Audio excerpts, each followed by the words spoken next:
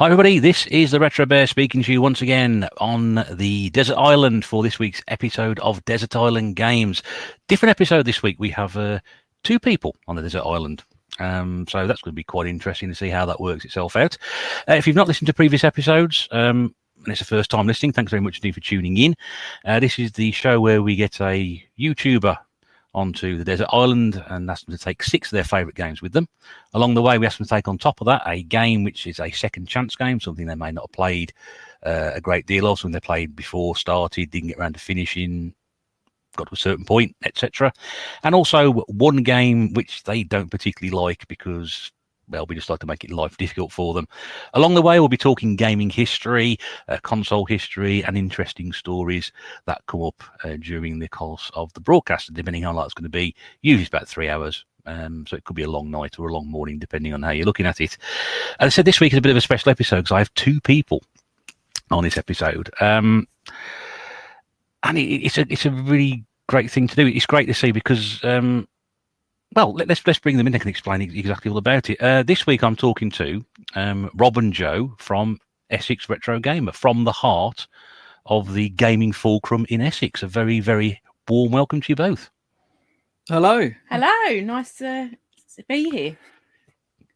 Oh, you going to say nice to see you then, weren't you? We're not actually doing. I was going to say nice to see you, and then I thought, hang on, it's really yeah, but you're not. Yeah, nice to be here. Nice to have a chat. No, thank you very much for coming on. Yeah, we can see you though. That's the thing, isn't it? You know, out there in the world of what you're playing now, they can't see us, but we can see you. So it's all good. I'm interested by these interesting stories you tell me that we're going to be able to tell you. So there's always interesting stories that come out during the course of this, and believe me, the amount of people have told me that I never thought I'd remember that, but just talking to you for, 6 hours or however long we do these things for, these stories keep coming out. So, you never know. You might all of a sudden tap something in the recess of your memory that you've probably forgotten about that will just come out. Well, hopefully. Let's hope so. Yeah. It'll be there somewhere, I'm sure. That's it. Well, let's start hammering our way through it and see how we get on. Now, this is slightly different because when you started doing the channel, Rob, if memory serves me correct, it was just yourself, and then Joe has become part of the channel. So for anybody who's not aware of your channel and what you do on there, and also how Joe's got involved, just give us a brief overview of what you do over on Essex Retro Gamer. So what do we do? We do like everything, don't we? We do a mix of all sorts of things. But So yes, many you did things. start on your own, didn't you? Well, but that was Kind never of. the plan. No, it was Yeah. never the plan. I was always going to get involved at some point. So between us, we did speak, didn't we, about the fact that I would try my best to get involved at some point. Yeah. Well, we started the first thing we did was start the Essex Retro Gamer Facebook group. And we did that well before the channel, just because of kind of like, if we get people that like the group, then maybe they'll like the channel. And if I make a video, say we got 100 people that liked the group, if I make a video, well, you can maybe understand that 20 of them might watch the video. So then we'll get 20 views straight away, and it might just go from there. So it was quite a logical sort of thing to do the group first. And Joe was involved in the group. She was putting pictures up on the Facebook group and stuff like that. And so was I. But we always had vision. We didn't always have visions, but we had visions of starting the channel. And what happened? I'm a very spontaneous person, and very spontaneous. So what happened? And that's how the game room grew, really. But what happened was I just sort of got up. I think I was like watching the telly or something. And I'd had a previous conversation with Lee, the retro chef. I didn't know him as the retro chef then. I kind of knew him just as Lee because he dropped off some games to me once, and I kind of invited him in the games room just because he said, "Oh, have you got any other games?" I was like, "Yeah, I've got a few." Oh, he always on a look at it. Did you count everything after he left, just to make sure? Yeah, we searched his pockets as he was leaving. Yeah, that's good. That's good, just to make sure. Yeah. Patted him down. Exactly.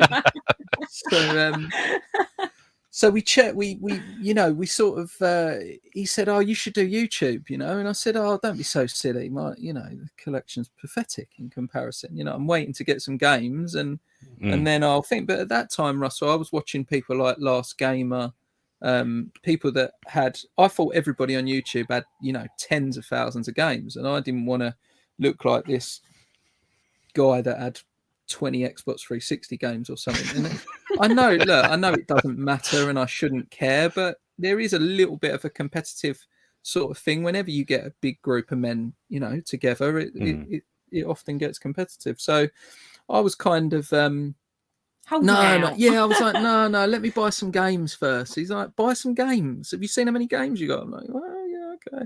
So then I went, no, I'll leave it. And about a week later, I think I was sitting watching the telly or something, and it was like, I'm gonna go make a video. And so I just got up, made a video. It was absolutely shocking, like everybody says at the start. They are.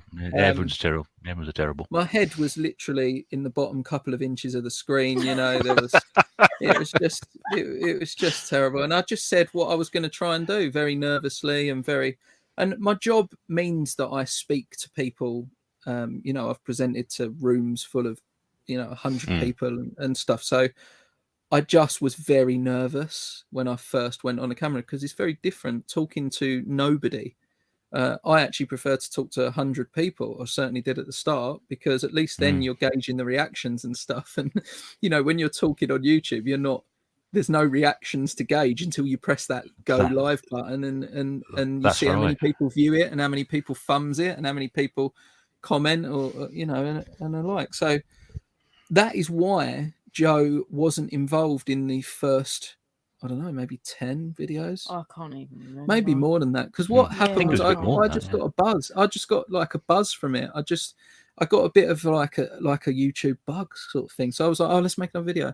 And work was so quiet. Because of COVID. We've gone into lockdown again, haven't we? It was like, let's make another video. Let's make another video. Let's break something. Let's fix something. Let's I don't know. Let's play something. Let's drive over watch a DS. Something. Yeah, let's like it was literally, and it wasn't. Everybody will look and go, "Oh, it was just to get views." And well, yeah, it was to get views, because that was the whole point of YouTube. YouTube. That's right. Yeah. But it was, it was just something to do, and so we did it. And I can't even remember my first video. Was it a Fiancée Plays, or did I do? No, it was the unboxing of Mario. It was the unboxing of Mario. It was the Mario. Yeah, that was the first one. I think that was the first time you were on, and maybe a couple of videos after that you did.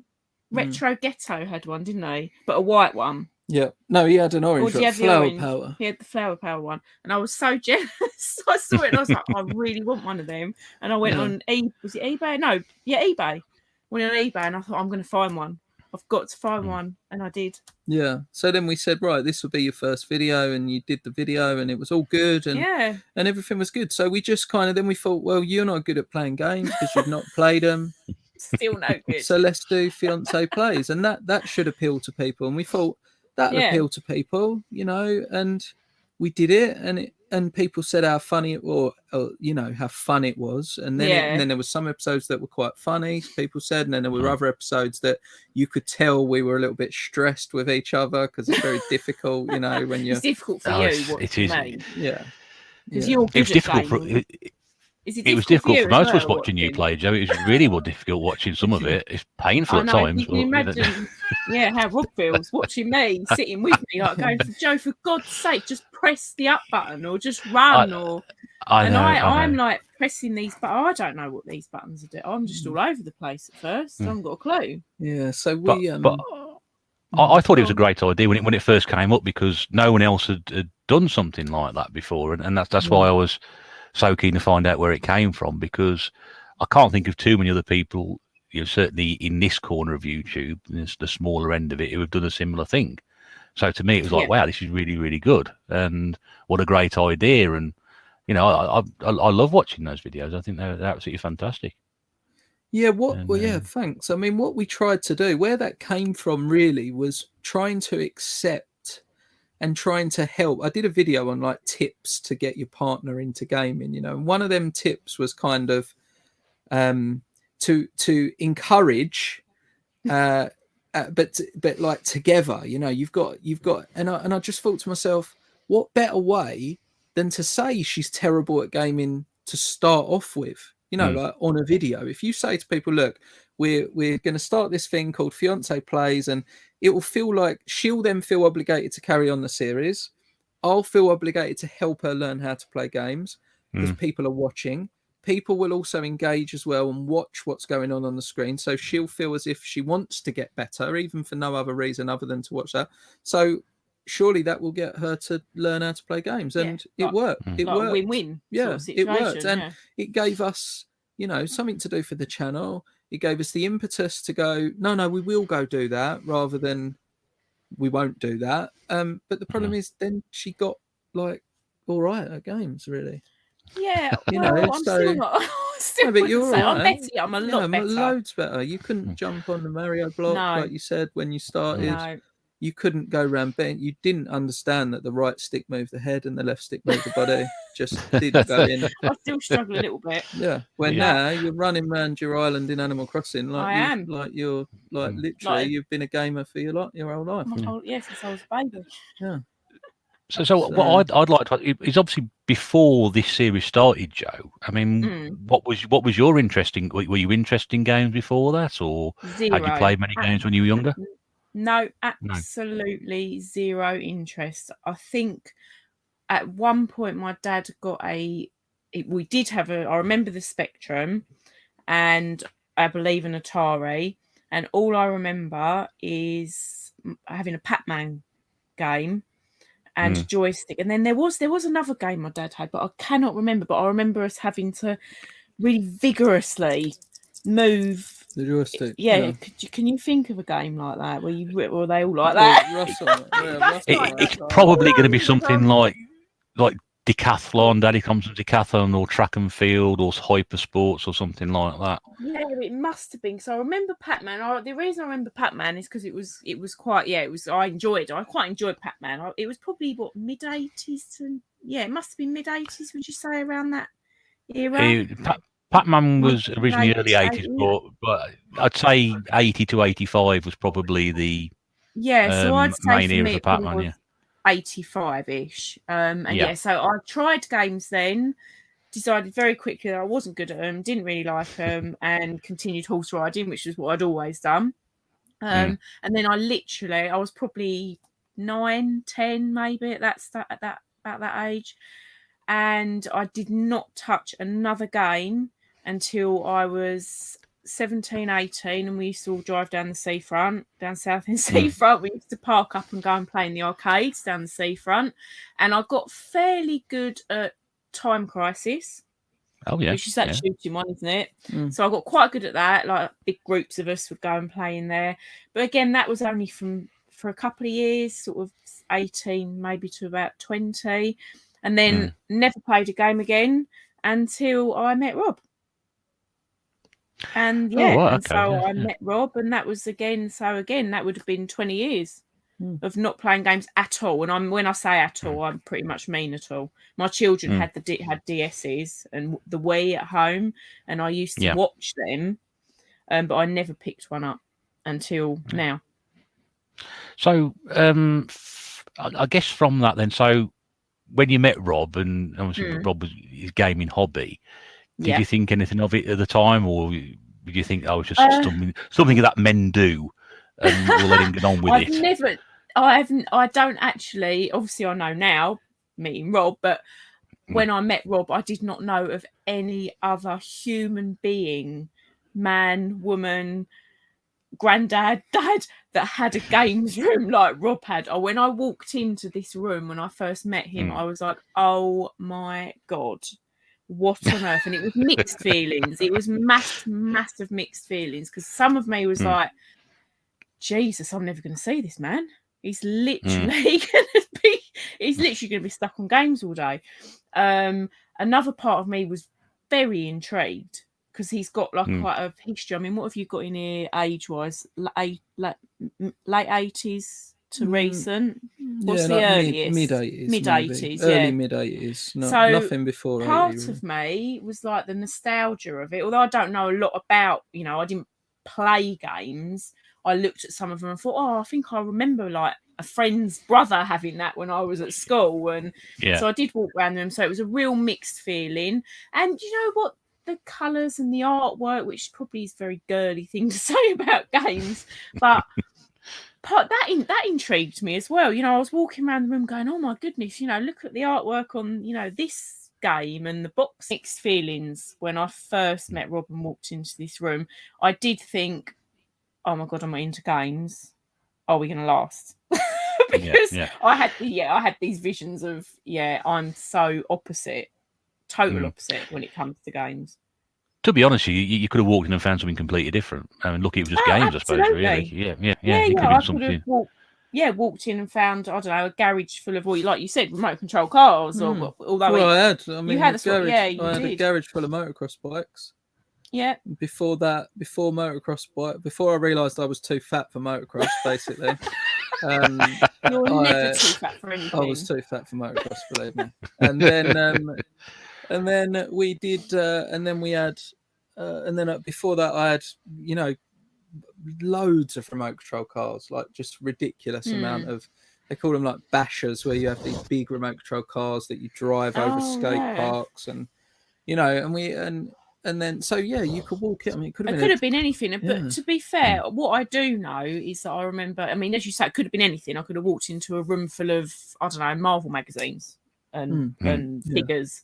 But what I did know is that I did love him, obviously, very, very much, and I knew that.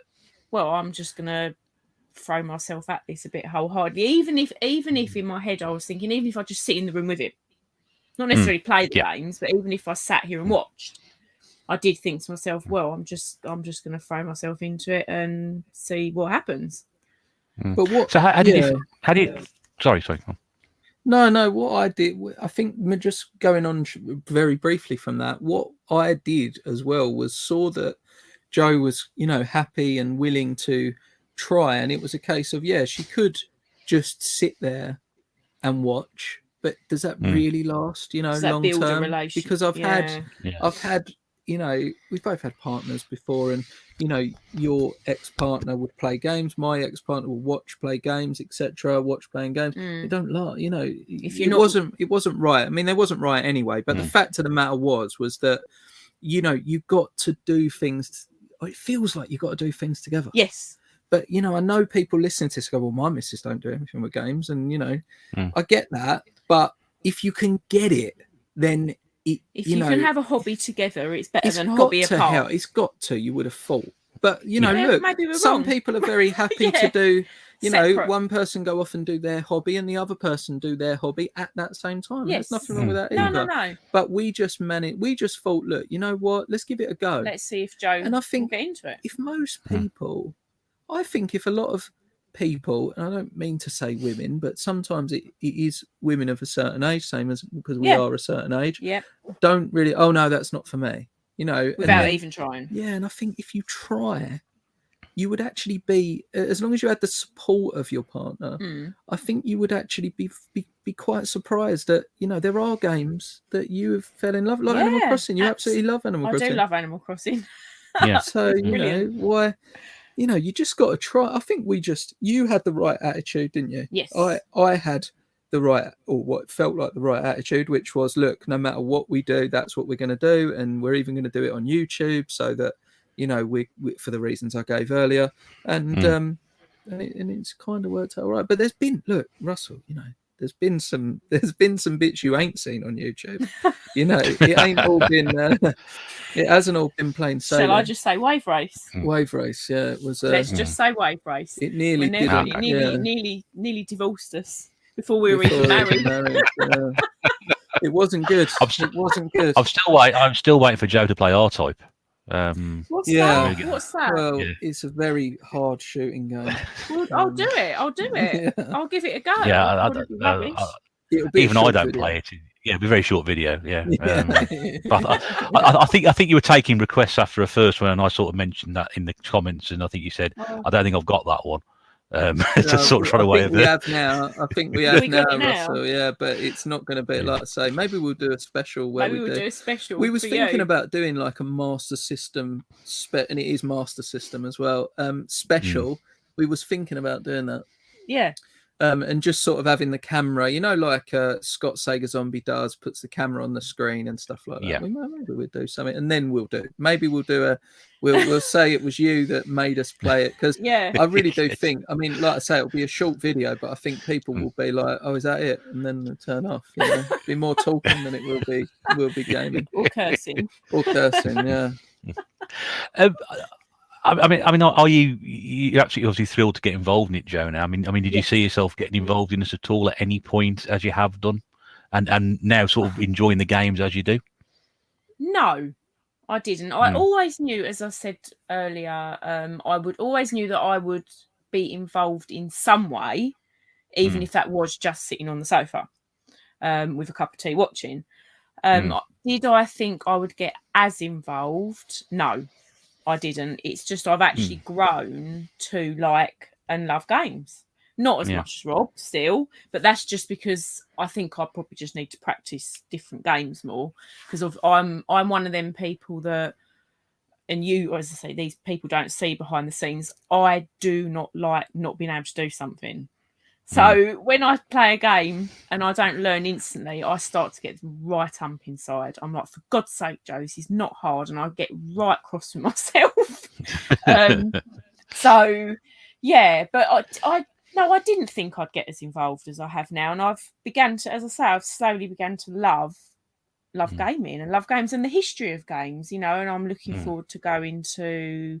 We're hoping to go to shows, aren't we? Gaming. We're going to go to all. Yeah, we're going. I mean, we didn't go to Blackpool just because of the sheer. It's 5.5 or 6 hours away from us. It's a long old journey. It's a long journey. It's a really long slog, and we got a number of kids. It's not that easy for us. But we was close. We was going to go, and then another thing come up, and we had to do that on the Friday. And it's like, maybe we'll just go on the Saturday. But then if we get up at 5, we're not going to get there till 11 or 12. Then we're going to miss getting in at the start. And it was just like, but everyone goes for the Friday. Yeah. And then I heard these rumours that it weren't all that, in Blackpool, and which really annoyed me when I saw the videos. Because they weren't true. It looked pretty damn good to me. And then, but we're going to go to the others. The Margate one's really, really close to us. Margate's not far for us. Obviously, London have some. London Expo. Yeah, I don't know about the London Expo. And obviously what we've been, good friends with Alex Nintendo Arcade and Retro Chef and stuff. We're dying to go to Revival, but obviously it wasn't on this year. And I don't know if it's on. Right. I think there's talk of it next year. So you're going to see us, Russell, if you're at these places. We will be going to the shows, and we're going to London Gaming Market on Sunday. On this, this obviously we do. We do this on the do this. It will be the Sunday whenever this goes out. Whether it'll be before or whether it'll be after. But for us, now it's this.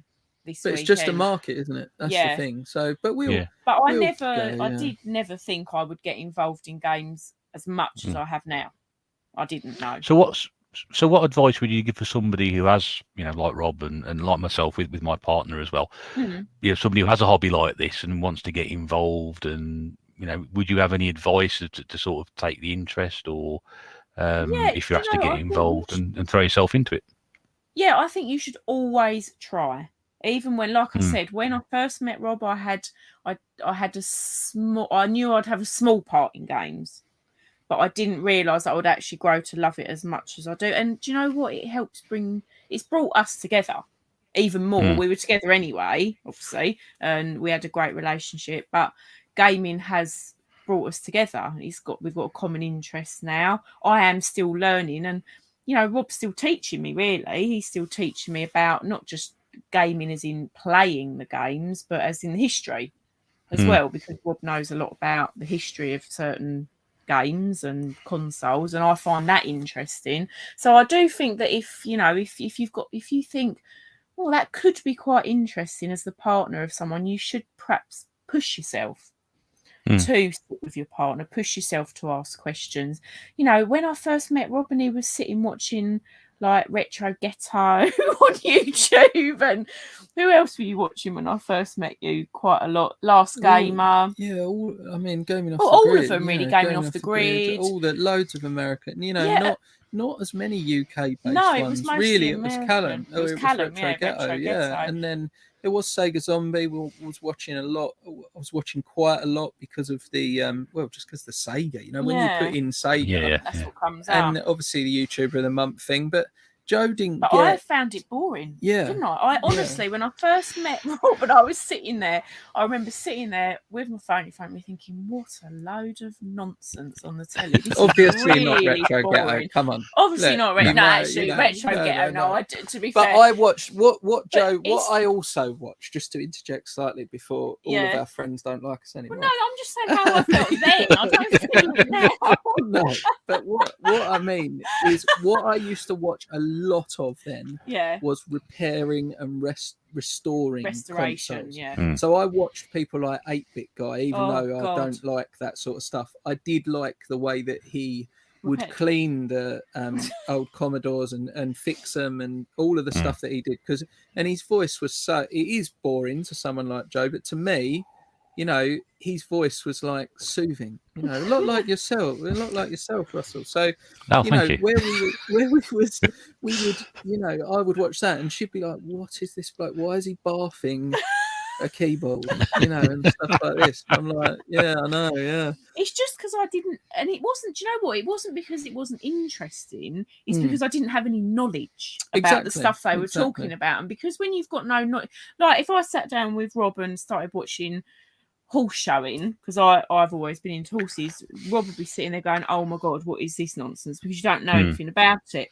And that was the same with me. It's not that I didn't like any of these people. I've seen that dressage thing. It's ridiculous. But I think it's good. I like it, and I like show jumping as well. Yes, but that's what I mean. That's what I'm saying. So sitting down with you when I first met you, watching these people walk around games rooms and repair things, I was like, "What on earth?" Well, that's what you got to think. To someone that doesn't know anything about that, you would be like, "Oh, here is my CD 32 collection." What's that? People go, "What's that rubbish?" I was like, "What's that? What's that?"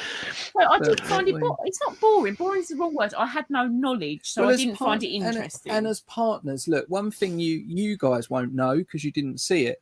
I was taking Joe into the games room and saying, "Look, this is an NES. This is the first console I had. This was the first real, Nintendo console, in the UK that we got. And then it went to Super Nintendo, and that's that one that looks like that. And this one came out here, and the really famous game was Street Fighter, and this was this, and this was that, and then I got confused. We talked through, but what I mean is that we did. I actually believe, like I said in the video, we have to take the onus a lot of the time. The male of the relationship, the person that is the gamer needs to take. Or I said traditionally the male. That's wrong in these days because there's a lot of female gamers. There is a lot of female gamers, and more power to that's brilliant. But we've got a position where it's up to us to try and get them involved and try to make it sound better than, "Oh yeah, this is an old whatever game." You've got to tell stories. That's what you're doing here on this. You've got to tell stories. You've got to say, "Oh, the way I felt about this game when it first came out, I was standing in the queue. I was standing in the queue waiting for it, and I was so excited. And then I got the game, and I got it home, and I ripped it open, and I put it in, and it was, that music. Yeah. Listen to that music, Joe. And he would talk to me like that as well. By the way, and at that point, because if he was convincing me. Well, if you just put on, he is a salesman. I know. We know, Russell. If Joe played a game, if any partner that had never played a game actually really went for it, embraced it, and played it for a length of time, they would probably like it. Yes, absolutely. So sometimes you've got to do a bit of salesmanship when you first, or saleswomanship, however that works, and salespersonship. Salespersonship.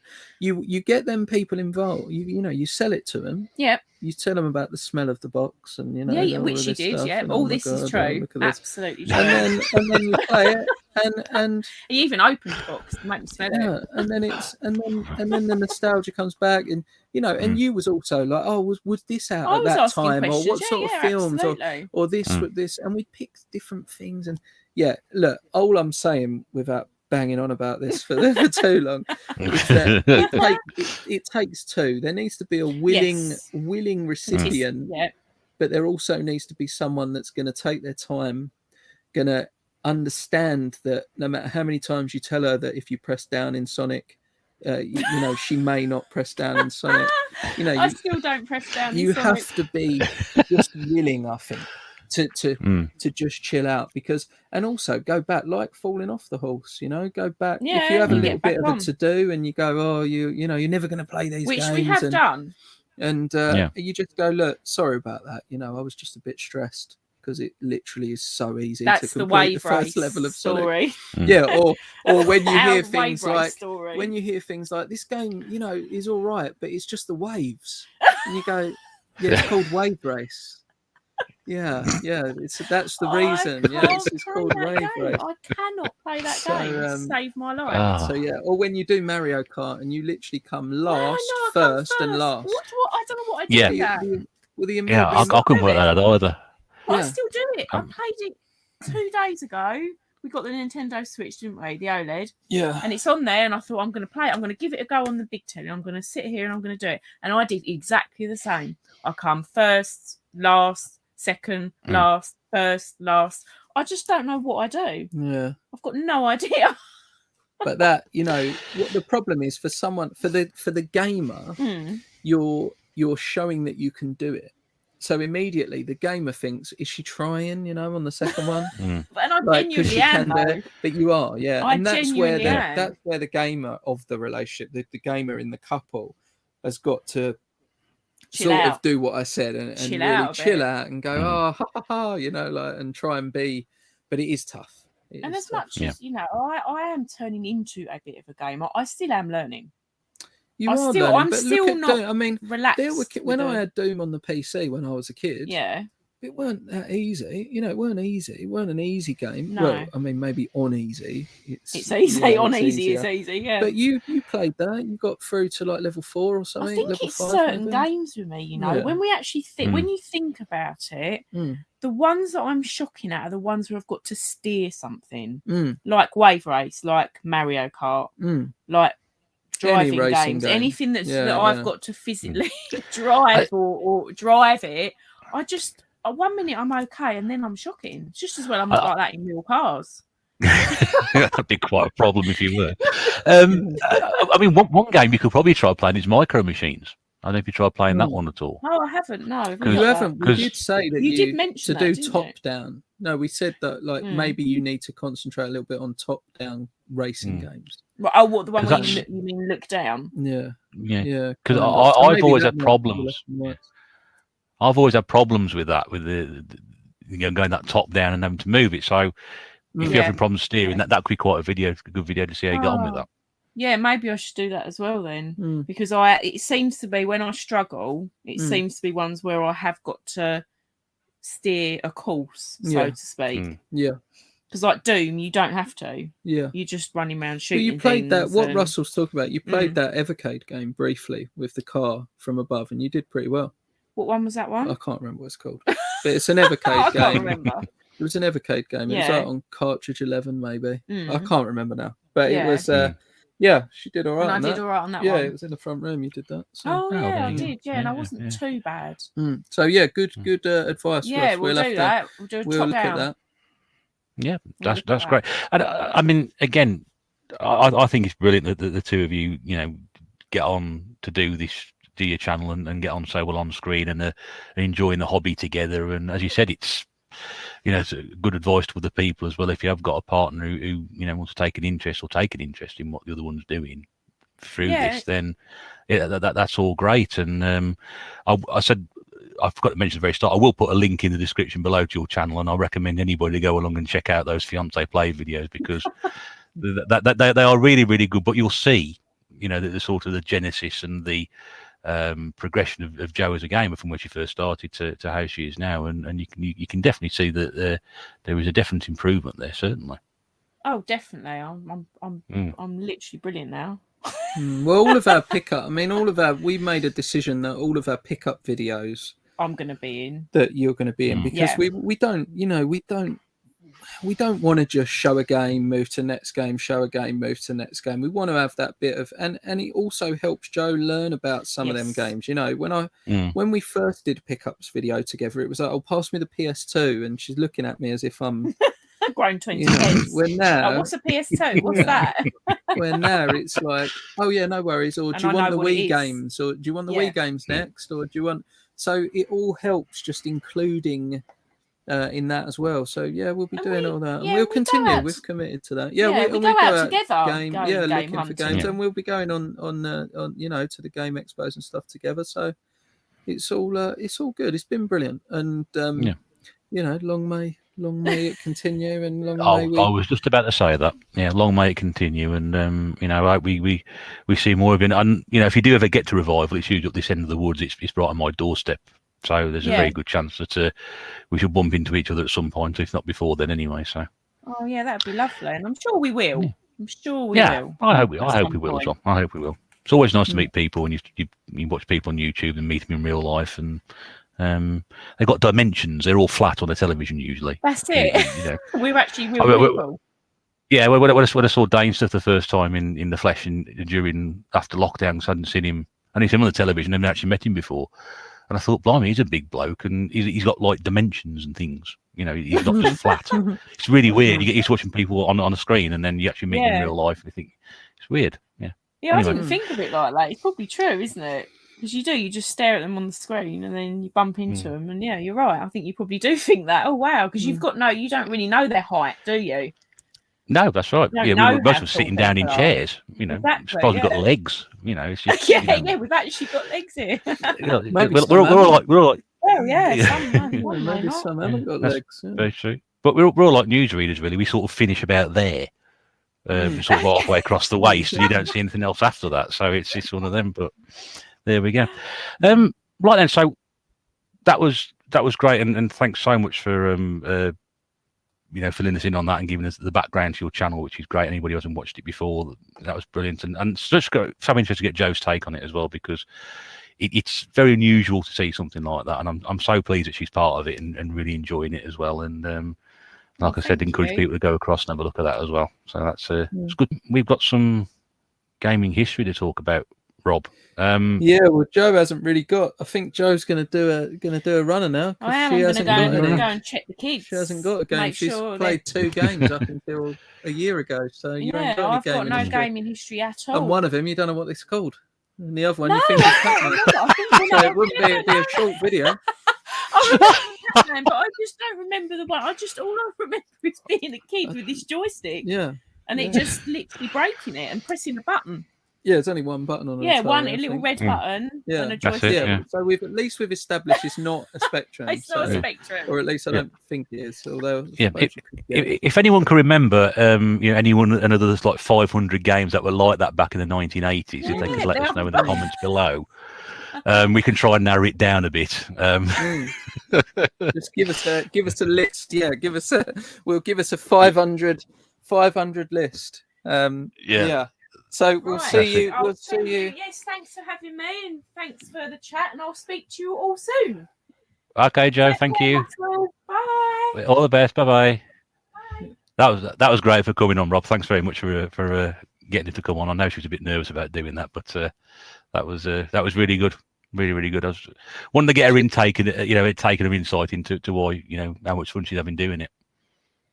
Yeah, it was more the It was more than the nervousness. It was more she didn't really know. She doesn't have a gaming history. That's the thing. I know that sounds crazy, but she didn't play games at all. I mean, I think some people think we're kind of maybe making it up, but we're genuinely not. What you've just heard her say there is our gaming history. That is it. That is her gaming history. And like we said, one of them, well, you've just heard it. She ain't got a gaming history. So it's cool. Yeah. Yeah. When I said Russell wants to come on this and just have a chat, she said, well, what about? Because I can't, what's it about? I said, well, it's about gaming history and 6 games you might take to an island. And she went, well, I've not played 6 games. I hadn't played 6 games. So, but at that point, so yeah, her history is non-existent. So it's best that she's not sitting here for the next however long. We'll put her on the rescue ship and get her off the island for a bit anyway, and just leave it with you and myself. Then she's gone. Okay, then, mate. So let's have a quick chat about what got started on gaming, and obviously where it all began for you. Yeah. So I know I hear this story all over and over again about no one had NESs in this country. Well, I did. That was my first console. I had a action set, and I played Duck Hunt, and I know there's other people that's been on here mentioning Duck Hunt and that Mario 1 game, that initial Mario game, and that was it. I had that. I don't. The funny thing is, I don't remember it vividly. I remember playing it. I don't remember getting it, but I know I must have got it because I played it, and I had it in my room, so I must have got it. Or sorry, originally I had it on the main TV. You had a main TV when you was a kid. That's right, yeah. And it was on the main TV, and then we managed to get a little video VCR. Oh, the combination DVD combo. Yeah, combination. Yeah. So we got that, and then we moved the NES into the bedroom, and that was it. That was my little NES. I think it was certain pockets of the country that had NESs. I'm very much. I didn't know anybody who had an NES when I was younger, so it was all Master Systems around here, or it was computers. Now I know you have a particular, I'd say, dislike for them, but you just don't have an interest in anything before the NES, do you? Really, we're talking the 8-bit micros. I've tried. Russell, believe me, I have tried.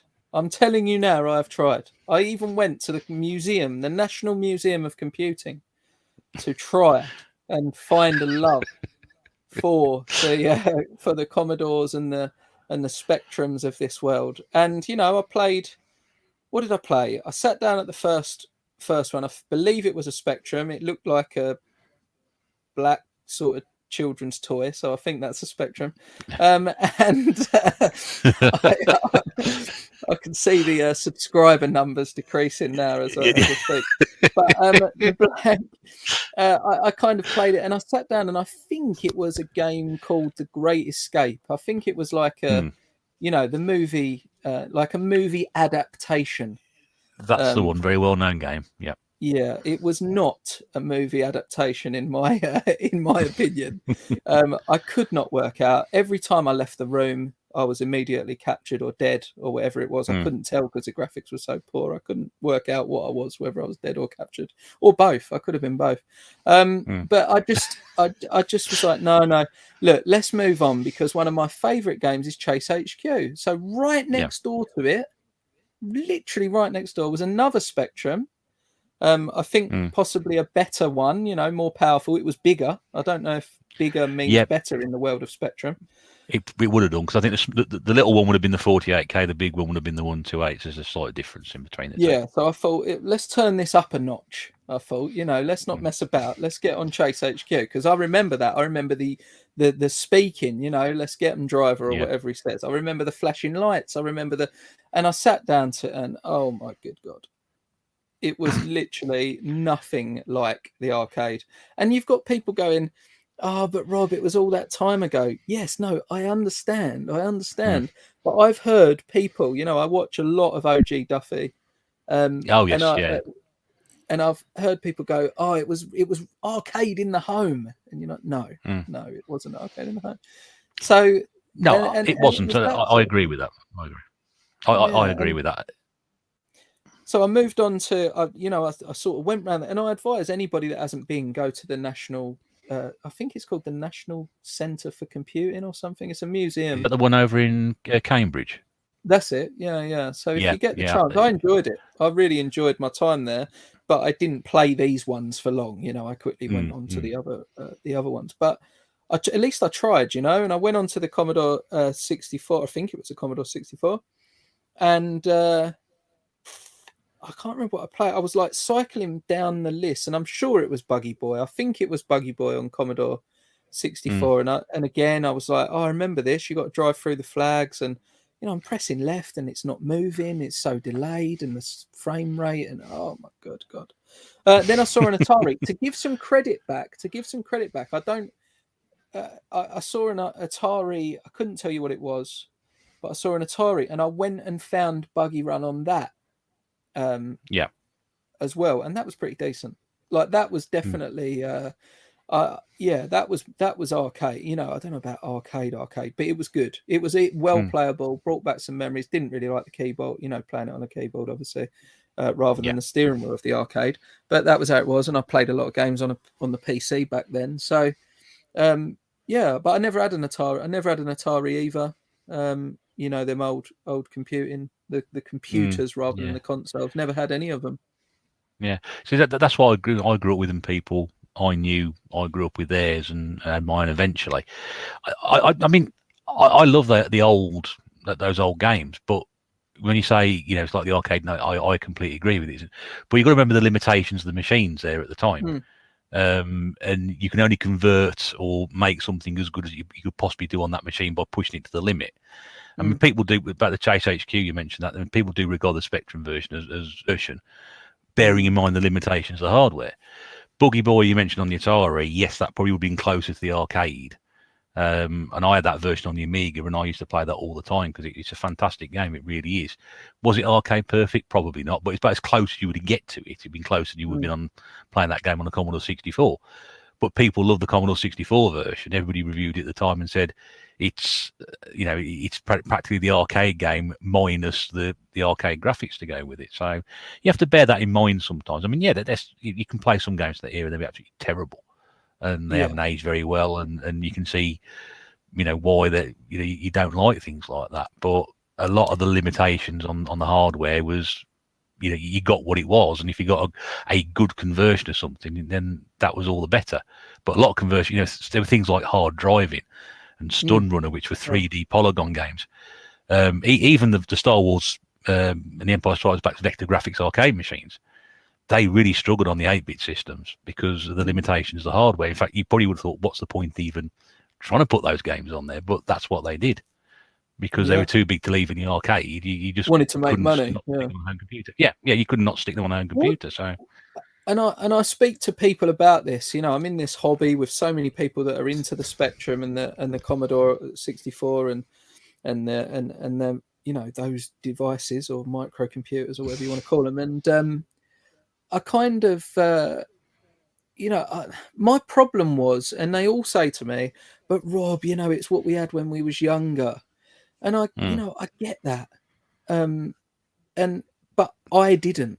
So, if I go back to it with an open mind, they are terrible. There's no but I understand why you think they're good. Like if you say to people, well, I like the crackle of a VHS. Well, go and show something to a VHS to someone now. They go, what's that crackle? It's always the same, isn't it? But you could say that for the NES, but at least the NES is colourful. It's moving at the right sort of speed. Well, not all the games, but a lot of them, they're moving at the right sort of speed. And but what really put me off and why I didn't have any nostalgia for it was because when I had my NES, I used to know a kid called Chris back then. We used to go out riding our bikes as kids used to in them old days. I went to his house. He said, "Oh, do you want to come play computer?" I was like, "Yeah." Shall I bring my control pad or whatever?" He's like, "No, not Nintendo. No, that's no, I ain't got Nintendo." So I was like, "Oh, okay. Well, we'll come play it." "No, we'll play the Commodore." So I was like, "Okay." So went round there, didn't even know what it was. Looked like a keyboard to me, or an old typewriter or something. You know, I could not work out why this tape player was plugged into it as well. And I was, I thought, is he playing music or something? Like, what's this all about? And then he takes Batman out, puts it in the player, and I'm like, right, we're ready. I've pulled the chair. I'm sitting in front of the. No, give it a minute. I'm like, okay, all right. So then we're waiting, and it's no. Let me just take the tape. No, something's gone wrong. Give me a minute. And then it's like, I'm like, no, look, let's go ride our bikes. This is terrible. And then it come on, and then I played it for 2 minutes, and it crashed. And I was like, look, we can play Batman on the NES. What are you doing? No, this is where it's at. And that kind of put me off. I didn't have time for. Maybe I was just a bit too rushed. I just didn't have time for that. I just didn't feel. I much preferred playing football and just playing. I played games. So when I had my NES, I just wanted to put the game in and play it. And if it took too long, I was out riding my bike. I wasn't as interested back then. No, I completely agree. Very, very few people who didn't grow up with them will go back and play them now, or all of a sudden start collecting them for whatever reason, unless you're an absolute die-hard collector who's got to play everything or been through everything. So I can understand why, if you didn't start with that, you started with the NES, then you wouldn't want to go back and why would you want to play something like the Atari 2600?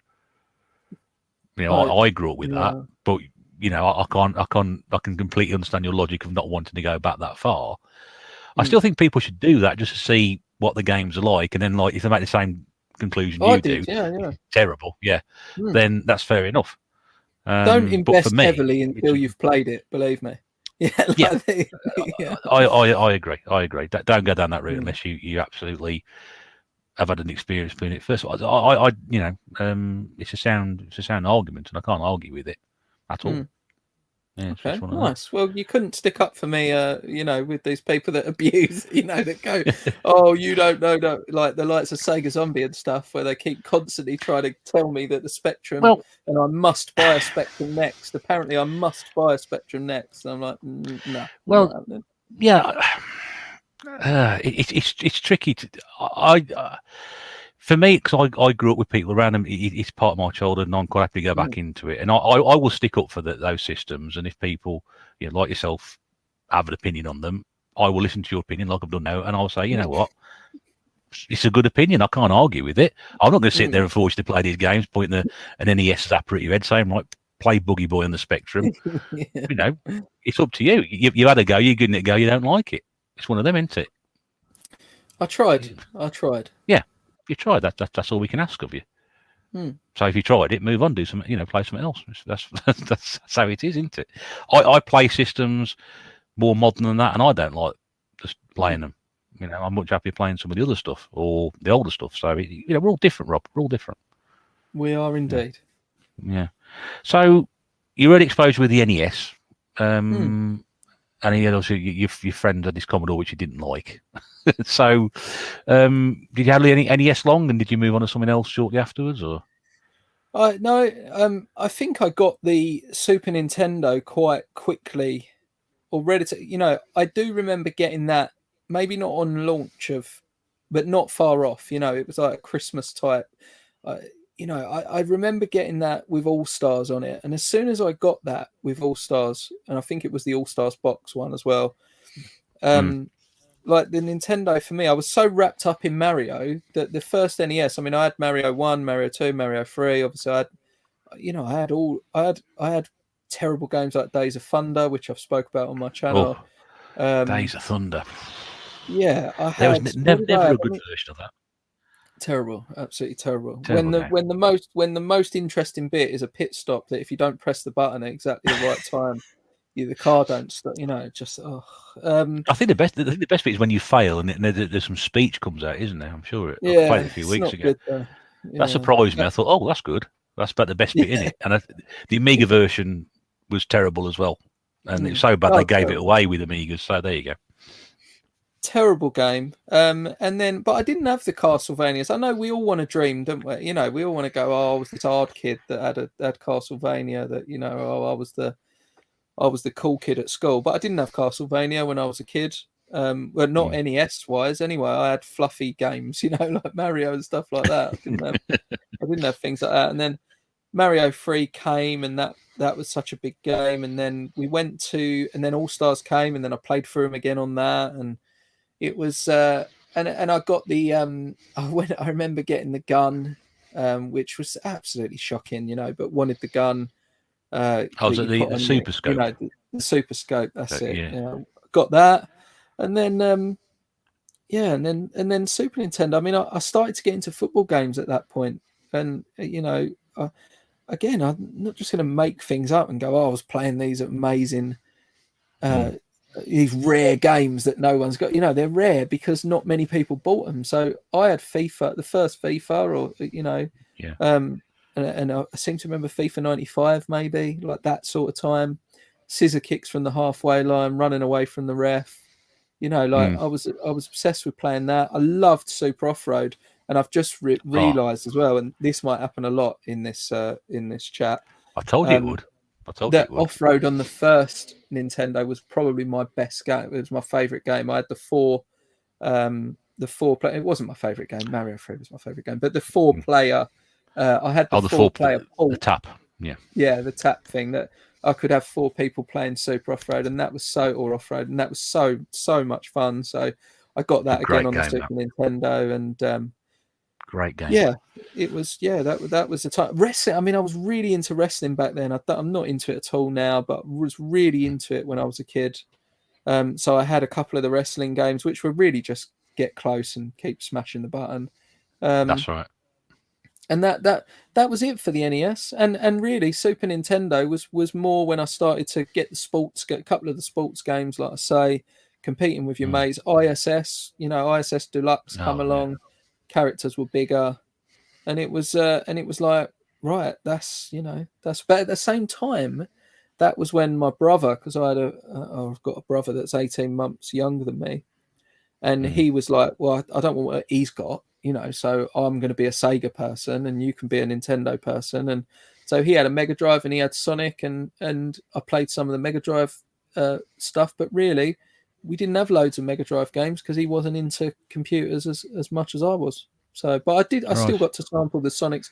We were boring when I was a kid. It was pretty boring. We played what everyone played. I didn't go, and there was no such thing as hidden gems as far as I was aware when I was a little kid. I was like, oh look, the new Sonic's coming out. We've got to buy that. Or oh look, the new Mario's coming. We've got to get that. It was never like I'm going to go into the darkest depths of the Nintendo back catalogue to try and find some rubbish game that no one's ever played. And that I just played all the common games. And I think if we was absolutely honest with ourselves, most of us kind of played the popular games. Most 90s kids, anyway.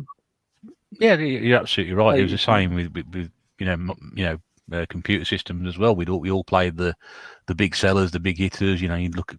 We used to look in the magazines and say game coming out, or an arcade game you played. It was coming out on the system. You'd see an advert in the magazine. Oh, they're finally someone's converting Chase HQ, for example. We talked about that, and you get really excited about it, and then you get it and you go, "Yeah, it's not very good, is it? It's nothing like the arcade, but you'd still get it because everybody else got it, and that's what you would do. No, there was no such thing as hidden gems back then. Iced gems, I think that was about it. Hidden gems, no. Oh, I had a few of them and all. Mate, I had a few ice gems during my time, that's for sure. I think horrible things, those as well. Ugh. Regular. No. Take the, so terrible, but take the little sugar things off, put them to the side, eat the biscuits, and then put as many of the little gems in, as much, as many in the mouth as possible. Job done. You don't get to this figure size without trying. Do they still make ice gems? I'm tempted to try that. Don't do it. I'm not talking about what I do now, mate. I'm eating steaks and all that stuff now. But when I was a kid, I was ice gems. I was set ice gems. I thought you might feel nostalgic after this. You know what? I fancy some ice gems. I was one to dismantle my food. I don't know if I'm the only one. I'm not the only one. I always enjoyed dismantling my food. So sweets, not food, sweets. And I'm a saver. When I am the person that eats the chip. I can't stand them people. Apologies to anybody that wants to now have a go at me for this. I'm going to say it anyway because that's how we roll. I cannot stand people that eat the chips and the Big Mac at the same time. That is freaky. In my world, we eat the chips and then we eat the Big Mac. That's how we operate. Yeah. We don't. But I know, and even family, I've got family members. My own mum, literally, I've just said I cannot stand my mum, but it's not that strong. But literally, she will open it. She will pour the chips into the top of the carton, into the top of the Big Mac carton. She'll have a couple of chips, then a mouthful of Big Mac. No. We don't do that. No. So, no, yeah. I'm the same. It's the chips first and the burger afterwards. Got to be. Save the best till last. That's the way to do it. Yeah, and it was the same. Like I say, I eat a packet of Haribo in the old days. You'd eat a packet of Haribo, and I'd literally pile them all up into it, and I'd eat certain things. It's why I've got problems. That's why my games room, everybody comes and says, "Oh, mate, this is so like clinical and organised and all that." I've got problems. I like straight lines and things. I'm a bit weird like that. Yeah, well, we all have our own little things, don't we? I suppose. Don't come in here because you'll hate it in here. It's just try and cover this up. You can't see what's behind me. It's an absolute it's all right if it's other people's. It's just I don't like mine. That's all. I can appreciate where people pile things up and like it. I don't mind, but if it was in, I just struggle with it myself. That's all. I've got that much stuff behind me. I can't even turn my chair around to show you how bad it is. I tend to give people an opinion that they just see it there. Yeah, I know about you. Yeah. I used to love when I watched you, in the early days. I don't know if you've still got it, but in the early days, you used to have a little note with an arrow saying stuff here or new stuff here or tap here. Is it new tap? It's there. You can just see it up there. Oh, there you go. Yeah, there you go. Yeah. Well, that used to be like a little cubby hole thing. I think I saw. I think in the old day, or maybe a year ago. I don't know. It used to be there where the Guitar Hero stuff is at the moment. There you go. But I've run out of space to put the sign now, so we've had to move the sign up there and find a new home for it. I'll find somewhere for it when I've cleared all this stuff behind me in a few weeks' time, anyway. There you go. But, so proof I did watch you before I came onto YouTube. Yeah. So we're but yeah, we look. You're not going to hear from me these stories of having all these really scary games and stuff when I was a kid. There's no point in me pretending. I just played the games that everybody else played. Yeah, no, I think we were all honest. As I said, we'd all say exactly the same thing. Right, so let's talk about some of the games on your list, because the whole purpose of this Desert Island game thing is to talk about sitting on Desert Island with some of these favourites, and we're in the right time zone for certainly the first 3 games on your list anyway, because we're talking the early days. So you mentioned it earlier, but obviously you mentioned quite a few games so far. So the first game on your list, if you can. This is again from the NES. So yes, so Super Mario 3, or Mario 3, yellow boxed. First time that we saw the flying power. I was absolutely amazed at the way in which that Mario could fly. I was obsessed with when they brought the map. I mean, they brought the map. There was play. It felt like you had decisions to make.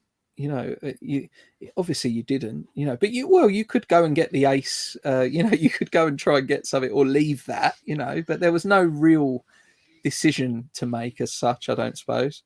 But yeah, love that stupid angry sun. That's like, oh my god, there's a level where you're in the desert and the sun comes down and tries to attack you and stuff, and that was very, very annoying.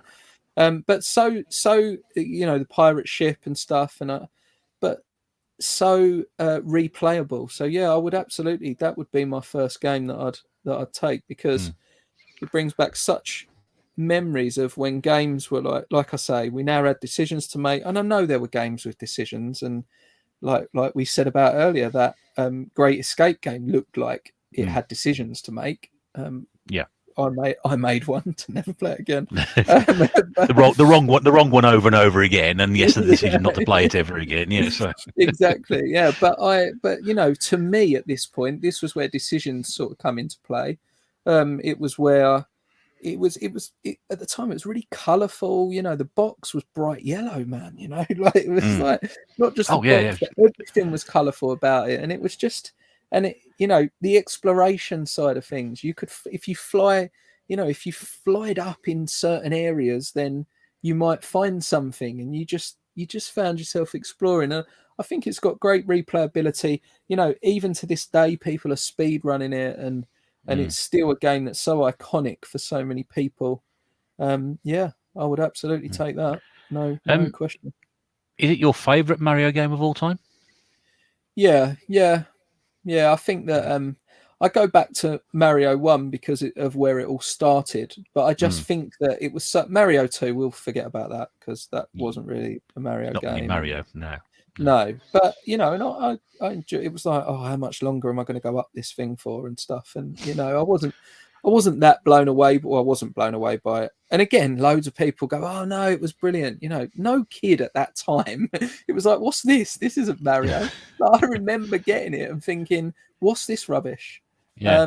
In comparison, you cracked on with it because that was the only game you was bought that year, maybe. So you did get on with it. But when it came back to Mario 3, it was like, right, yep, this is what I remember, but it's so much better. Sorry, I don't mean so much better, because sometimes simpler is better, but there was more to it. There was just more to it. It was better for me in a different way. There was just more to it. So I was like, and graphically it was, like I say, I thought it was better, and yeah, there was more options. And the bit at the end where what am I going to get this time? Am I going to get this card or that card? And maybe I'll power up with that one before I go into the next level, rather than, or should I save it? And yeah, there was just more to it. So yeah, for me, Mario 3. I mean, I love Super Mario Brothers U, the Wii U one. I know they put it on the Switch. It is a great game, but other than searching for them stars, is it? It's not hard. I mean, it does, maybe towards the end, but it's not, in comparison to Super Mario Brothers 3. It's it's not hard in comparison to them old Mario Brothers. That's right. I mean, do you prefer the old style Mario game, that the sort of side on, or are you a fan of the 3D Super Mario games? 64 come out, I couldn't. I'm not a massive fan of Super Mario 64, in all honesty. Okay. It's all right. It's not in my top 5 N64 games, and I got in trouble when I did top 3. Everybody said, "Oh, well, where's Super Mario 64?" But I didn't like it. Well, I thought it was all right, but I didn't love it. I certainly preferred the old, platform games. So I've always been more of a fan of the 3D stuff. But again, I suppose probably because I played the 3D Mario games before I played the original Mario and Mario 3. Yeah, I started a bit later than, because I never had exposure to NES when I was younger, or if my friends had a Super Nintendo and they had Mario World, they weren't playing that, they were playing, something else. So, and I'd want to say, I'd really like to sit down and play Mario World for a bit, but I never got the chance to. So the first time I ever played a 3D Mario game was 64, and I thought that is really, really good. And then we'll try and go back and play the older ones. And we were talking about earlier, we're going back and play the older games. They're good games, don't get me wrong, but I don't like them so much. I don't like when I'm playing Mario Maker on the Switch. I don't like the old style Mario levels on that one. I'm much happier with the 3D ones. So it's one of those. It's like Sonic. Do you prefer 2D Sonic or 3D Sonic? Yeah, most again, people... I think I prefer 2D again. Yeah, I would agree. Yeah. So, yeah. I think it's a quality of the game sometimes as well. I'm not saying. I think a lot of the 3D Sonic games are mostly ropey. And I don't know. I tend to get more out of the 3D Mario games than I do out the old ones. But it's personal choice, isn't it? So if it was all the same, how boring would the world be? That's right. I'm not sure Mario 3's come up on one of these before as well, so that might be a first for the Desert Island anyway. Nice.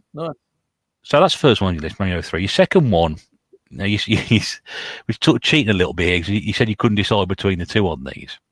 No, I can't. I can't decide, because I got one of them with it. So obviously, and I loved the game because of that competitive side of things, which was Tetris, which will tell you that obviously it was a Game Boy that I'm talking about, because I got the Game Boy. We traveled a lot. So when I was a kid, we had like a log cabin. So we would travel every every weekend to this log cabin, and I needed something to do, you know. So I had a Game Boy, and when the sun wasn't shining through the window in a certain place, or you know, when it wasn't too dark and it wasn't too light, and it wasn't when the brightness was absolutely just right, I used to play Tetris on that journey, and I used to also play Super Mario Land.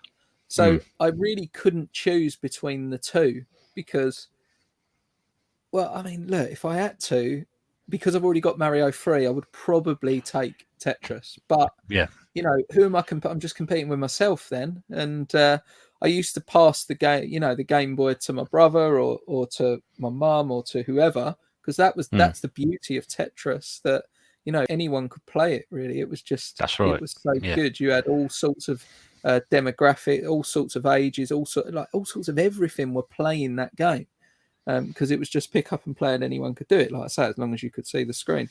But then I got my magnifier with my little light on it, and then we was rolling. You know, once I was going to ask you that. Did you have one of them stupid add-ons to go with it? I had all that stuff. Yeah, I didn't ever get the speakers, but you know, I didn't really need to hear Tetris anyway. No, you don't. You don't. Yeah, but yeah, I just them two games were the Game Boy for me. You know, without them two games, the Game Boy I don't think would have been as successful as what it was, and without the Game Boy, them two games wouldn't have been. You know, I know it did well on the NES, Tetris, but I just for the fact that it was a kind of a packing game for for the Game Boy, I was that was a real great move. Whoever did that. It makes me wonder with Tetris is that most of us, as you said, would have played that on the handheld, and it feels perfectly at home there. But did anybody play it on a computer before that? And there's a different opinion that you don't hear anybody talk about different versions of it and how the variations that we've had over the years of, you know, like Tetris Worlds and Tetris 99, etc. How do they compare to playing Tetris on a different system to compared on the Game Boy? To me, I agree with you that the Game Boy is its natural home. I can't imagine playing it on anything else. Although I have games of Tetris on other systems, I just can't imagine playing Tetris not on the Game Boy. No, it is like that. That's what I'm saying. When you think Game Boy, you do just think Tetris. So yeah, it would be one of them. It'd probably be Tetris, but those two are very difficult to separate for me.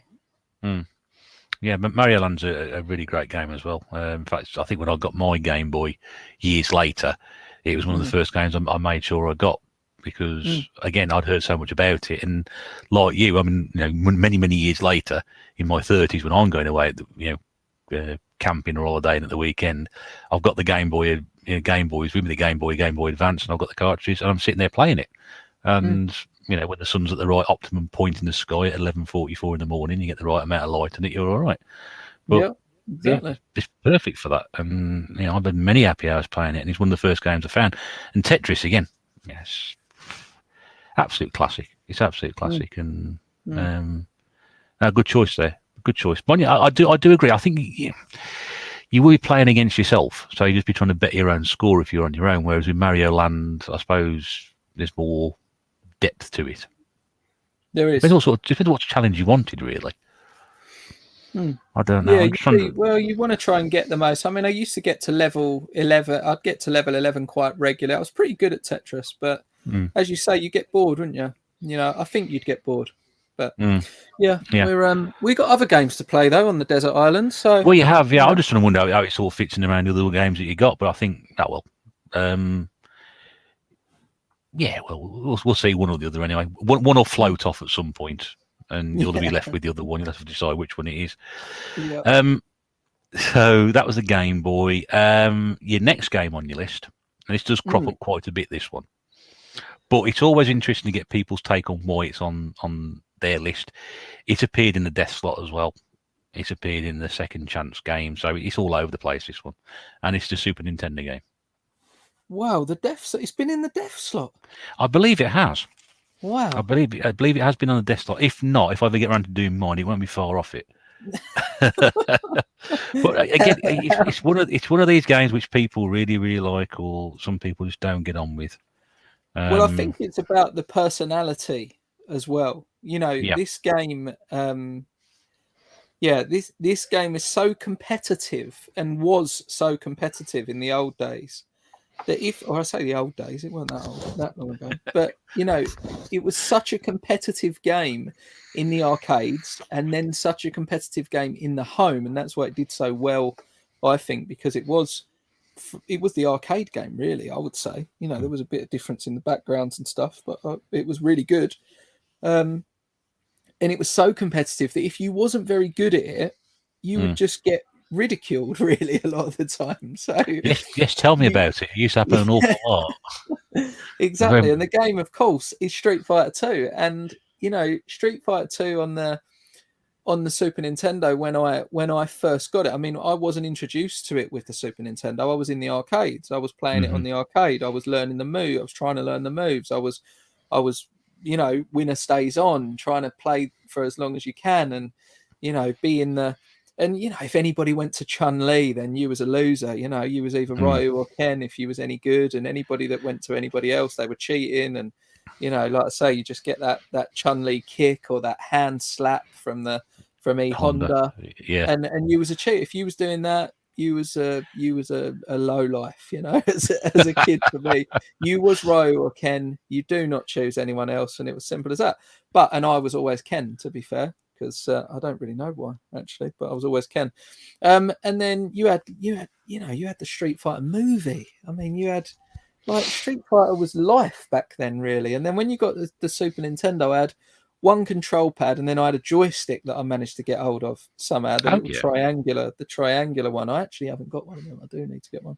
But the triangular one, and had the turbo buttons on it, you know. So if anyone came round, I was the joystick because it's my house, it's my joystick, it's my computer or my console. So so I would go on that, and again, it would be winner stays on, and I would win every time because I had the joystick, you know.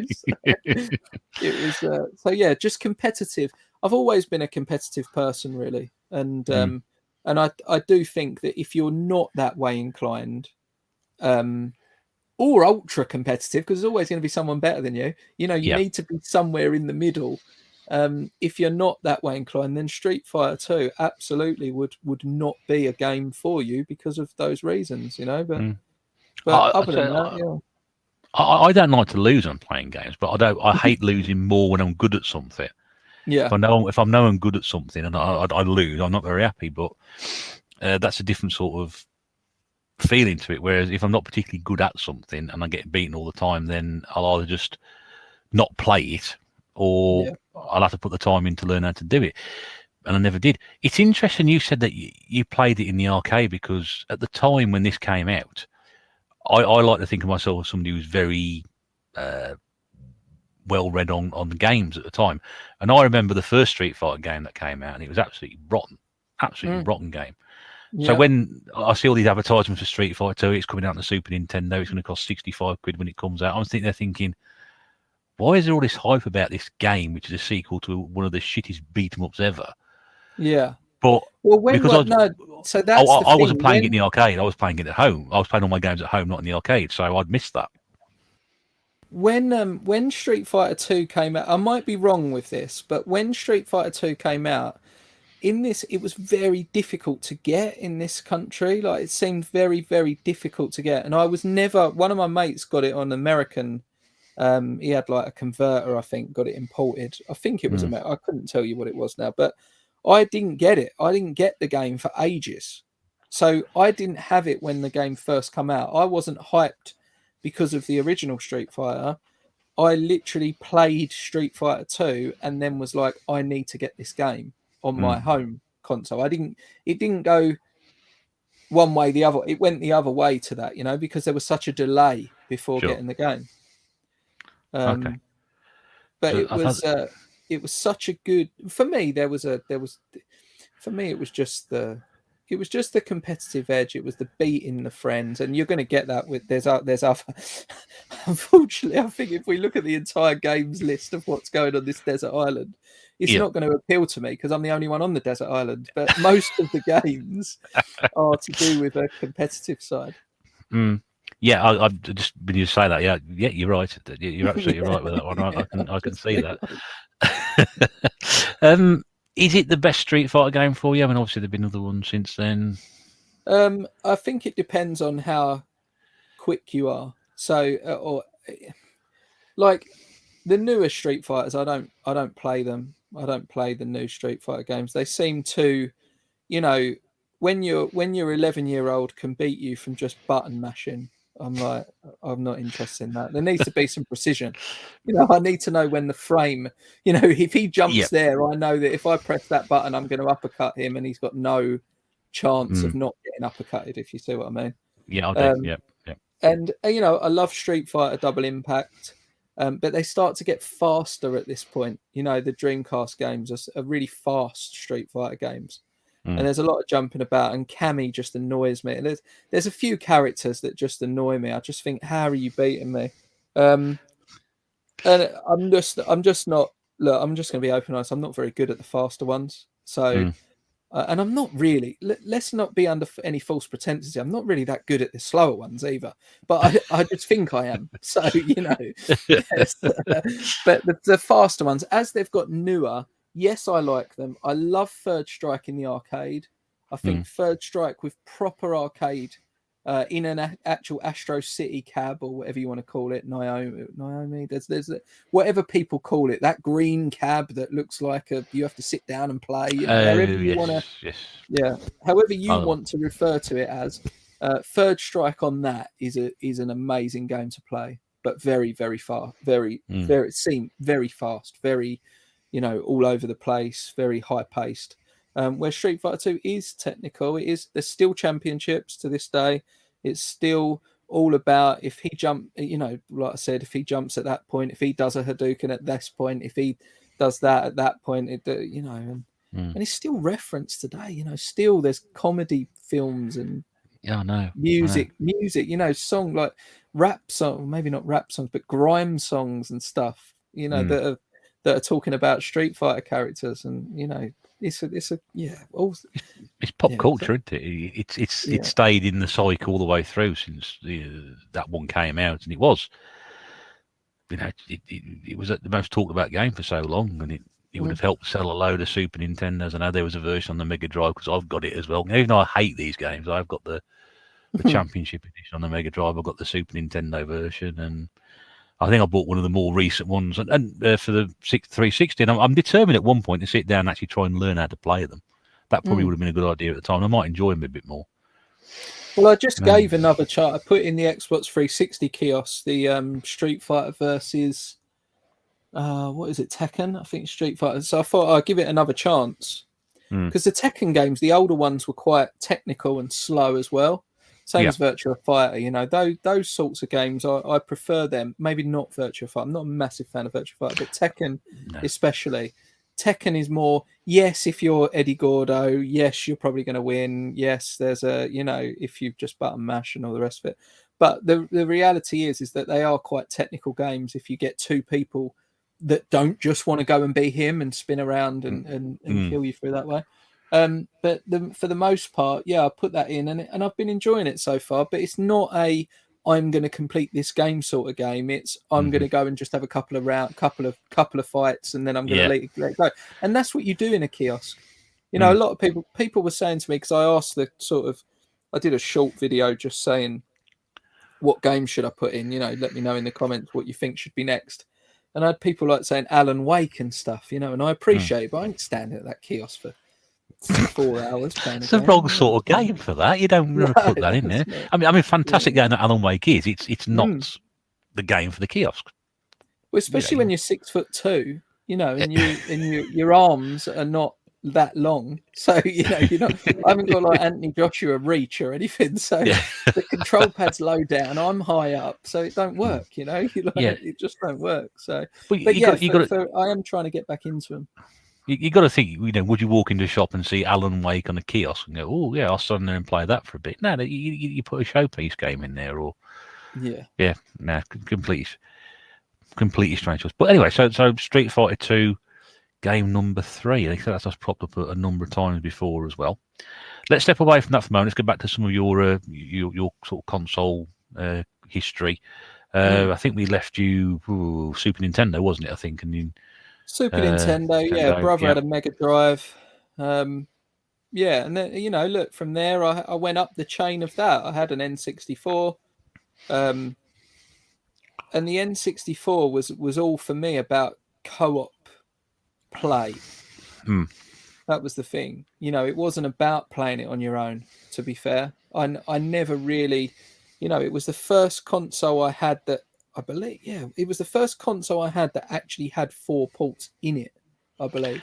I think you're absolutely right. I think we had this conversation before with somebody else, but I think I know you could buy a tap for the PlayStation. When you mentioned you could buy a tap for the NES years and years ago, but I think you're right. I think it was the first one with 4 ports on the front.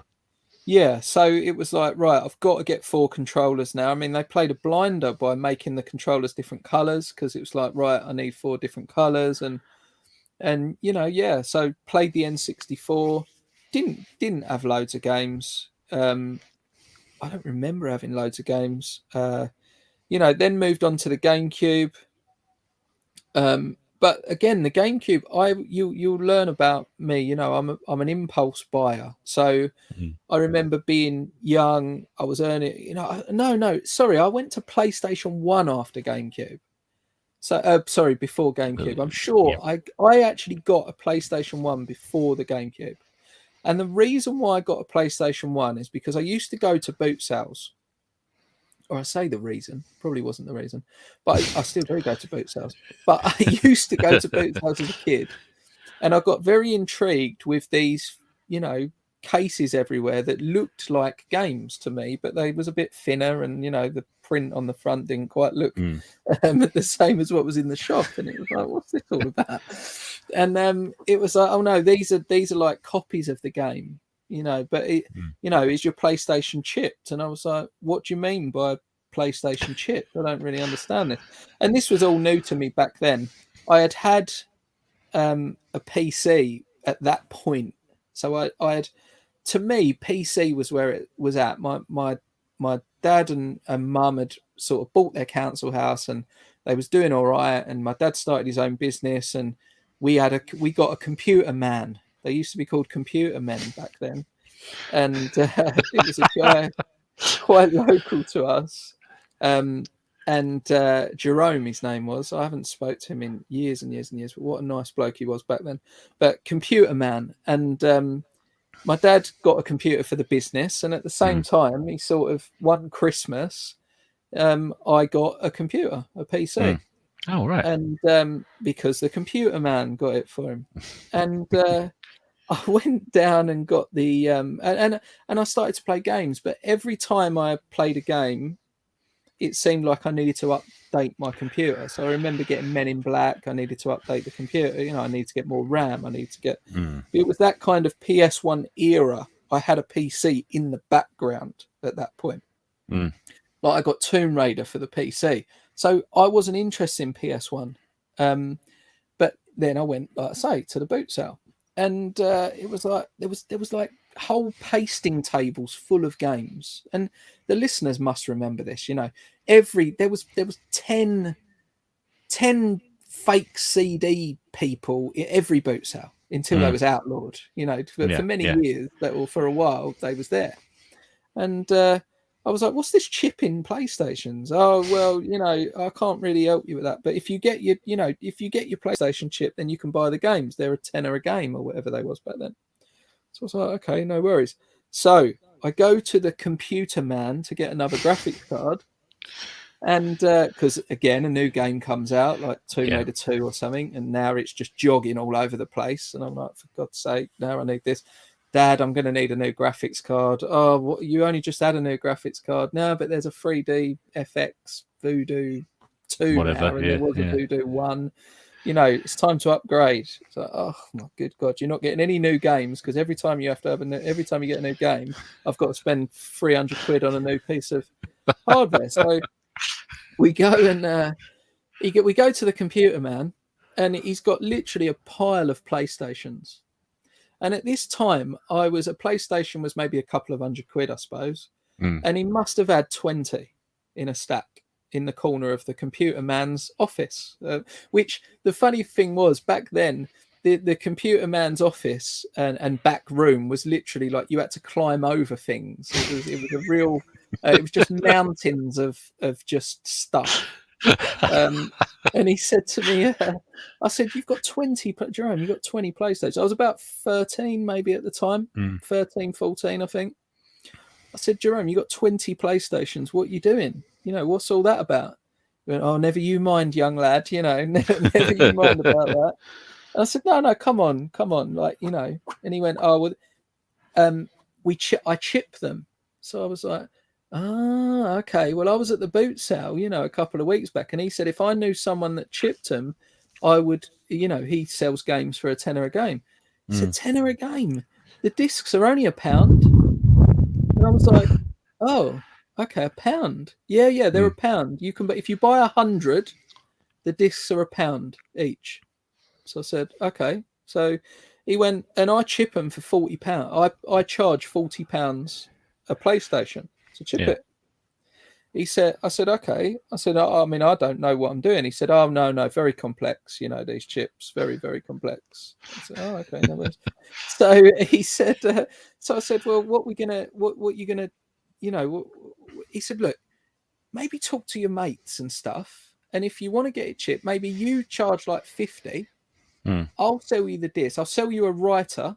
I've got this HP CD because you've got a PC, Rob, that will run all this. So if you just get that writer, then we'll be, you know, you'll be able to make your own. Why do you want to give him a tenner? You can do it for £1. I said, oh, okay, all right, yeah, maybe I'll look into that. So I went away and I went to my mates, and it was like, oh yeah, I'll get it chipped. What, £50? Yeah, £50. Yeah, so get it chipped. So I'd get on my bike, ride to the computer man, drop the PlayStation, take the PlayStation in my backpack, drop the PlayStation into him. Get it chipped, £50.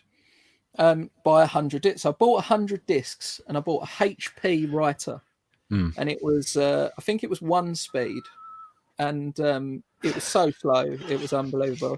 It would take me. I'd then go down to Blockbuster Video, and go and rent a game from Blockbuster Video. So I go and rent, you know, whatever, Tomb Raider, for example, and bring it back. And it would probably take about maybe like 2 hours to copy that game. The problem is, at the time I was making, we used to call them coasters, where, you know, you'd burn the game, you try and copy the game, and it wouldn't work, it would fail. And you just go back up to your PC and it'd say copy failed, and it would spit the disc out. And you'd be like, oh, another coaster. And I was wasting like 5 CDs to every one successful game.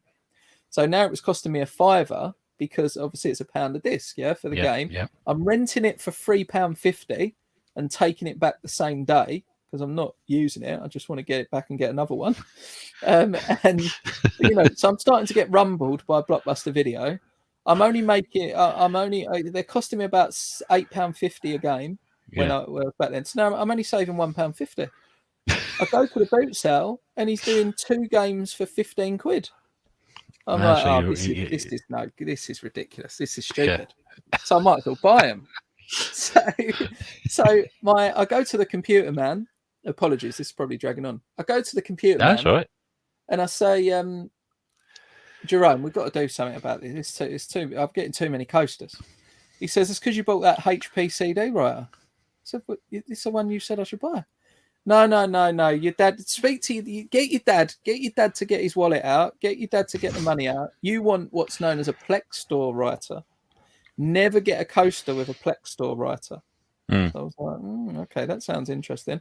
Your productivity will go through the roof, Rob. It will literally go through the roof. Anyway, to fast forward a story, I got a Plex Store writer, and it was 2-speed, and it literally half the time. And I did get coasters. He was lying. I did get coasters, but nowhere near the same amount of coasters what I got before.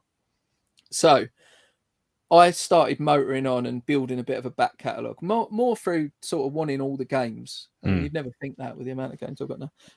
You know, wanting all the games. I wanted every PlayStation 1 game that existed. So I was in Blockbuster, and I'm taking. They had a limit that you could take 3 games out at once. So I was taking free games out, going home, copying them, and then taking them back the same day, and then getting another free. Going, I've played them, they're rubbish. I want them other free now, and I was paying for this thing. Now, all the time, this was all obviously costing money, but I came from, my family was all right, and I had a part-time job and stuff like that. So we was doing all right money-wise.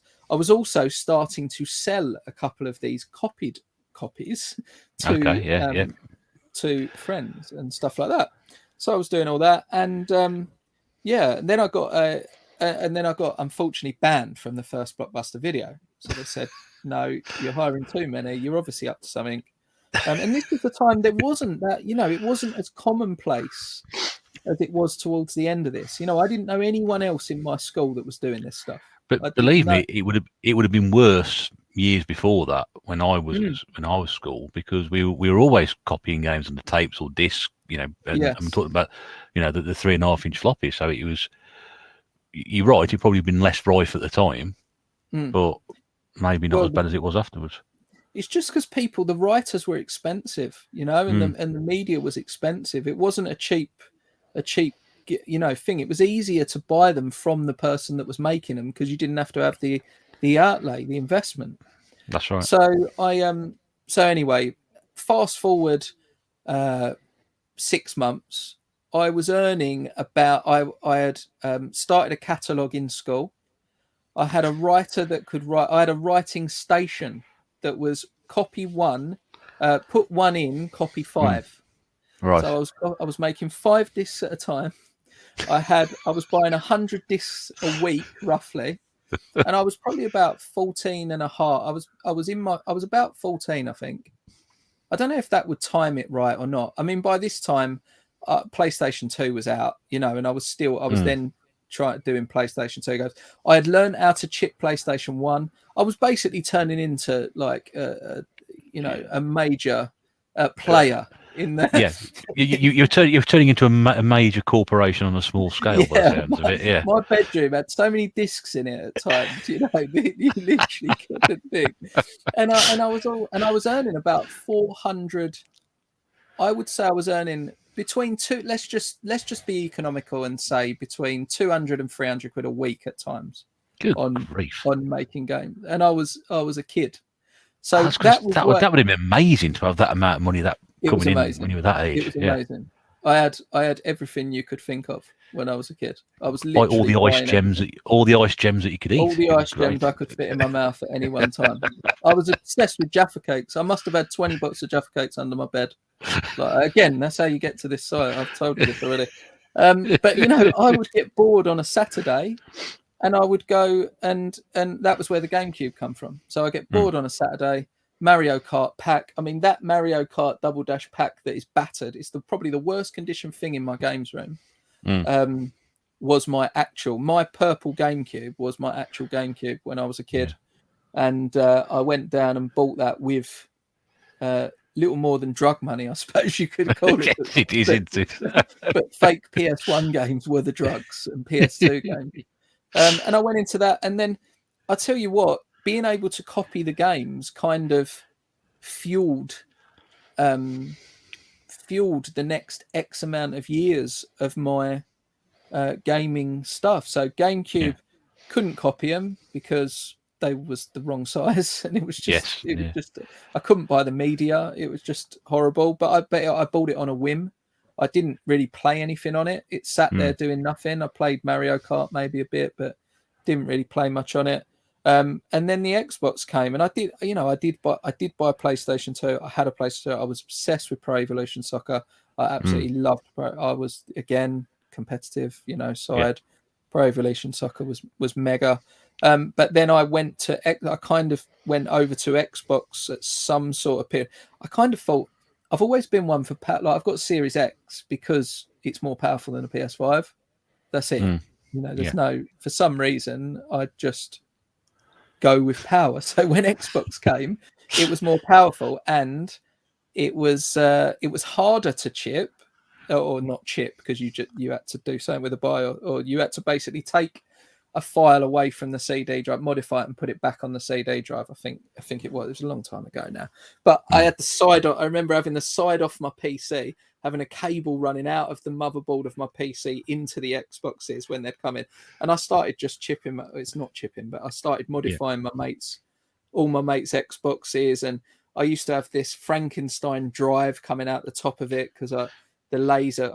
I could basically buy discs for 20p a disc that would run on a Frankenstein drive rather than rather than 60p a disc that would run in the game, in the drive, because the drives were very sensitive unless you got a certain drive.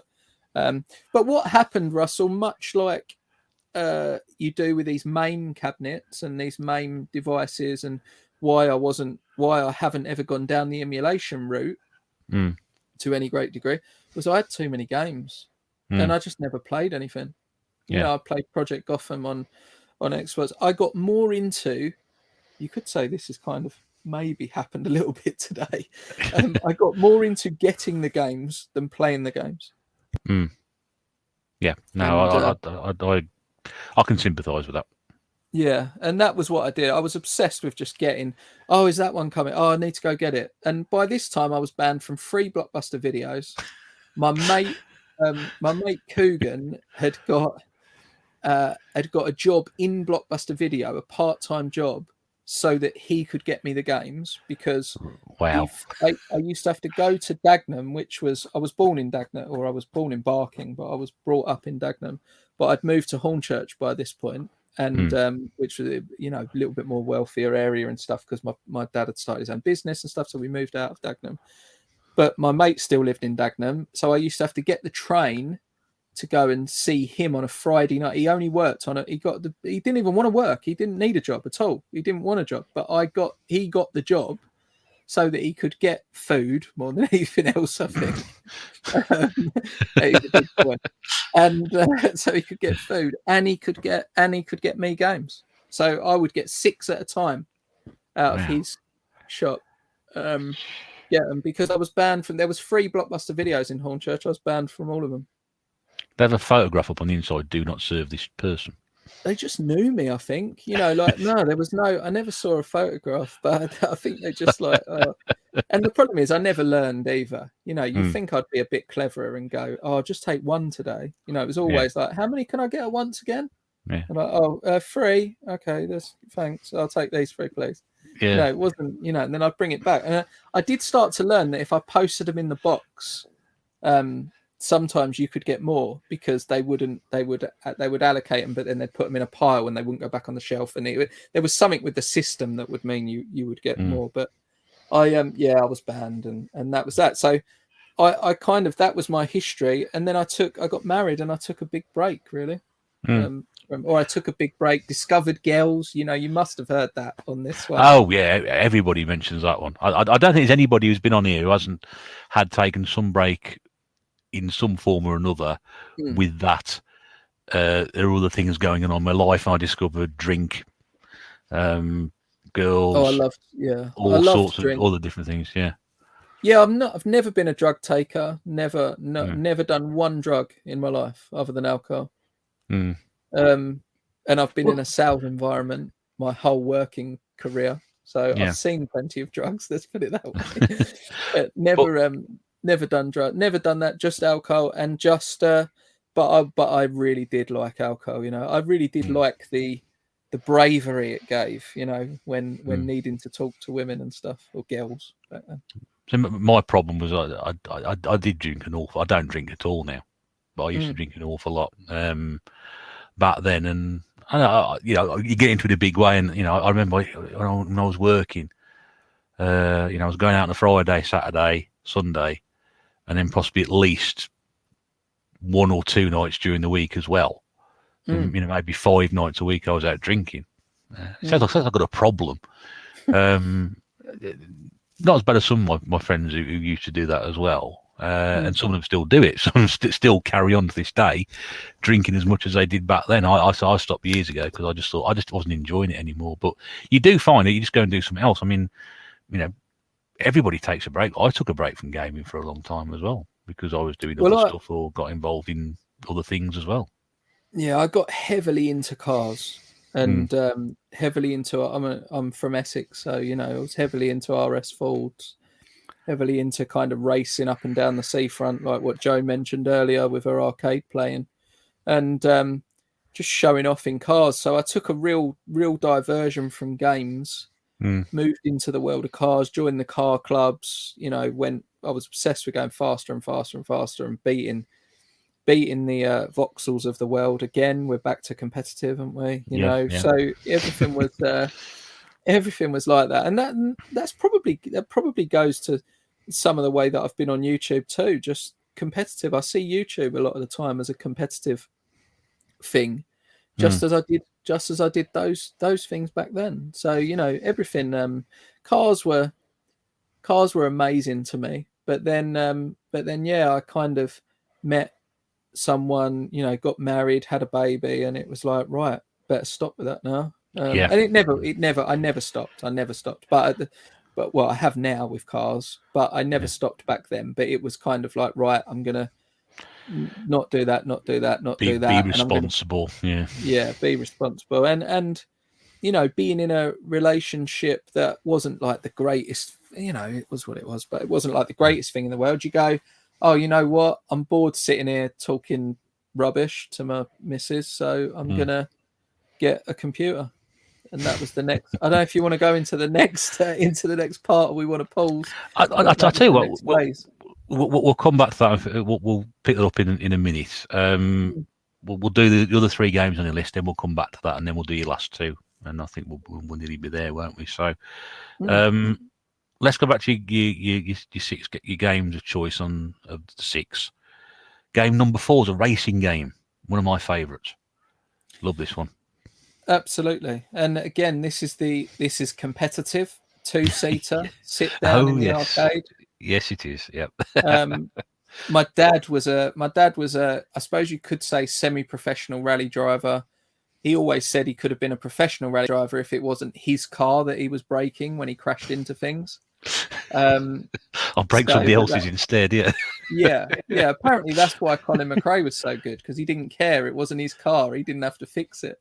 That makes sense. Apparently, in the world of rallying, it's very important when it's your car, because you don't push it as far as you would if it wasn't your car. That's what he tells me. He might just be terrible. I don't know. It might be a story. Just throw away at you. Yeah. That's just an excuse. But yeah, we did. So I was obsessed with. I watched Group B rally cars were like these fire-breathing, monstrous cars, and it was rammed down my throat all the time. Mark II Escorts, big Audi Quattro cars, Lancia Delta Integrales, Celica GT4s, etc. So when I walked into the arcade and saw like these seats with steering wheels and pedals, and it was like, are they rally cars? Yeah. And then it's like Sega Rally's there, and I'm like, oh my good God, this is amazing. And then you sit in there, and it's the one thing your dad will play you on, and you're like, oh, I'll play you at this. Yeah. And you beat him, and you're like, oh, this ain't real, try and do this for real. I did that with my dad in Guitar Hero. You mentioned that, because my dad's a keen guitarist, so I'm not. I can't play music instrument in my life, but I used to love playing Guitar Hero. So first chance I got when he came around the one time, I said, you'll try this. And he said exactly the same, oh, it's not like playing a real guitar. I said, yeah, I can understand that. But he said, well, it's not bad. It's not bad. You're playing, it's a rhythm game. So I can understand there's certain points in the game where you're going to press this button and push that down. And so he understood it, but he said, no, it's not like playing. He said, why don't you buy a real guitar instead? I don't want to play a real guitar. I'm terrible at music, got no ear for music whatsoever. I'll play this. I'm quite happy with that. So it's obviously the excuse of somebody who's been beaten, isn't it? It's that competitive nature your dad's got.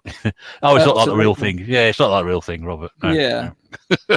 Well, he had the same. Yeah, he had the same sort of competitive nature as me, obviously. But when we got, that Sega Rally in the arcade was so good, and I really took it seriously to get good at that game and to be smooth and to not slide in certain places and slide in others, and what car was the Celica was a little bit faster, but the Integrale was like a bit smaller, so it went round. You didn't clip the back as much, you didn't clip your back around bends as much so I really, really, really took it seriously to get good at that game, and I did get very good at that game. Not to be finger.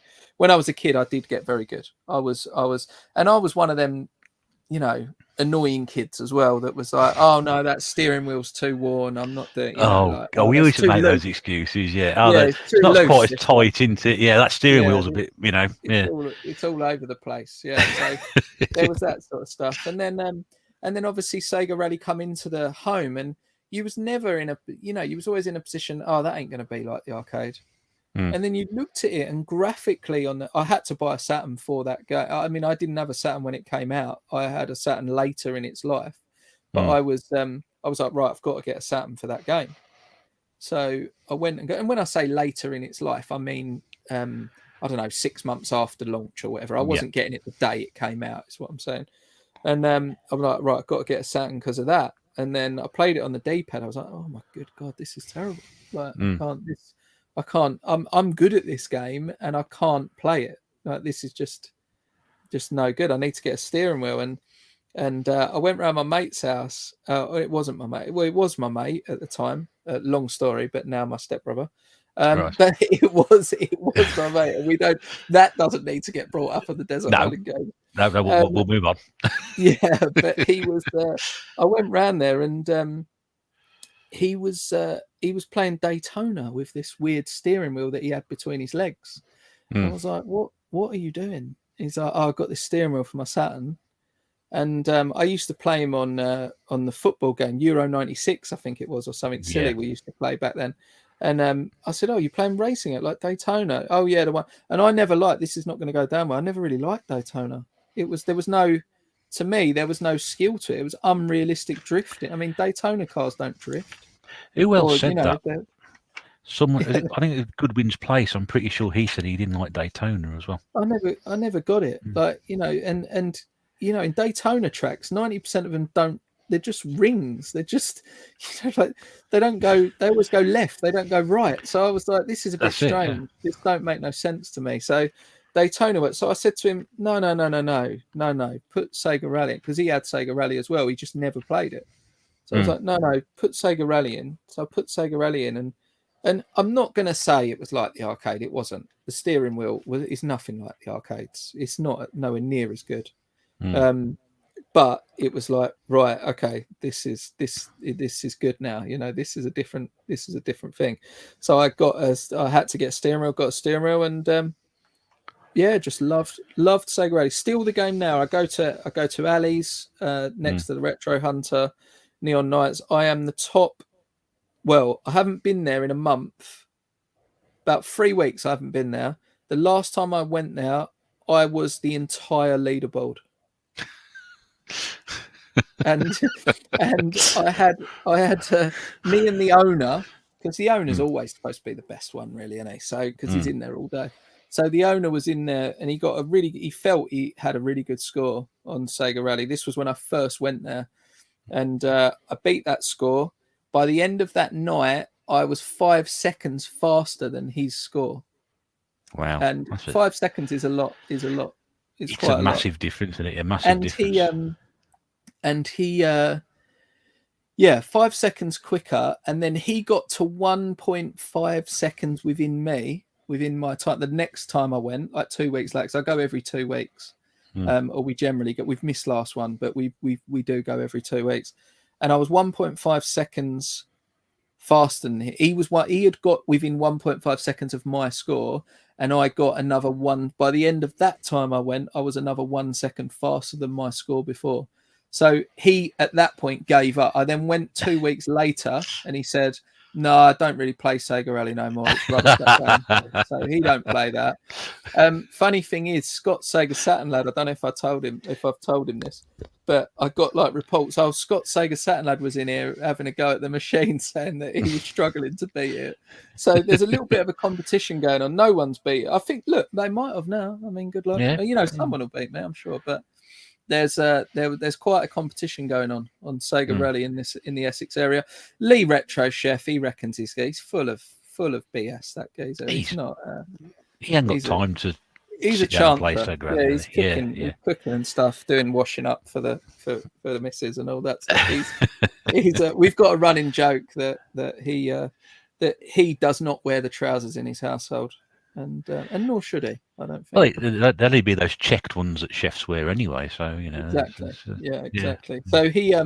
So he reckons he can beat me. He's funny. He's not been there since he said that. So he'll have to put his mouth where he'd wonder where his mouth is one of these days. You have to film that and see how good he gets on. I mean, it'd be nice to do a YouTube get together in there, which we've been talking about. We've all been talking about going to arcade club. We've all been talking about, because like we've said, in private, the community, there's not much of a community at the moment, really. It don't seem. It's very very fractured. So there needs to be a bit of a coming together at some point, I think, the YouTube sort of community, and people have got to get over themselves a little bit, me included, maybe even. I'm not what's the word, putting myself out of that as well. I think we all just need to get back with it, and not be so concerned about what each other's doing, and all come and lose at Sega Rally to me at the arcade club. Yeah, that'll be interesting. Yeah, let's see how that goes down. But it is a good game though. We used to drive to a place called Stourport on 7, which is probably a good sort of 10 miles from me. I think I mentioned this story before. We used to go on a Friday night because we knew there was one place down there that had Sega Rally, 2 players sit down, and we just go down and play that for about an hour and a half on a Friday night. Yeah, and just put money into that all, as long as we were down there. It was just a great game. Great game, yeah. Great game. And I like Daytona. I know you're not a big fan of Daytona. I don't mind Daytona because we used to play the 4-player sit down as well, which was a bowling alley near us. Yeah. So we go bowling, have a few beers, and then play Daytona for a couple of hours afterwards as well. So it's a big game. But that I don't think Sega Rally, I don't think it's been beaten in terms of the quality of the game and how good it was, and that impact to sit and playing a racer like that.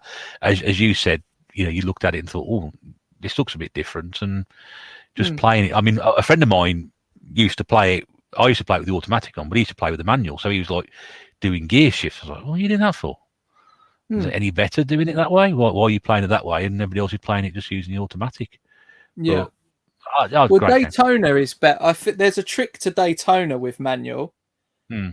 Because you can get the car to slide a little bit better if you know when to turn. But again, Daytona, especially the first track, is more about knowing when to turn and knowing when to change gear than it is any particular skill. You've got to be consistent is the best way.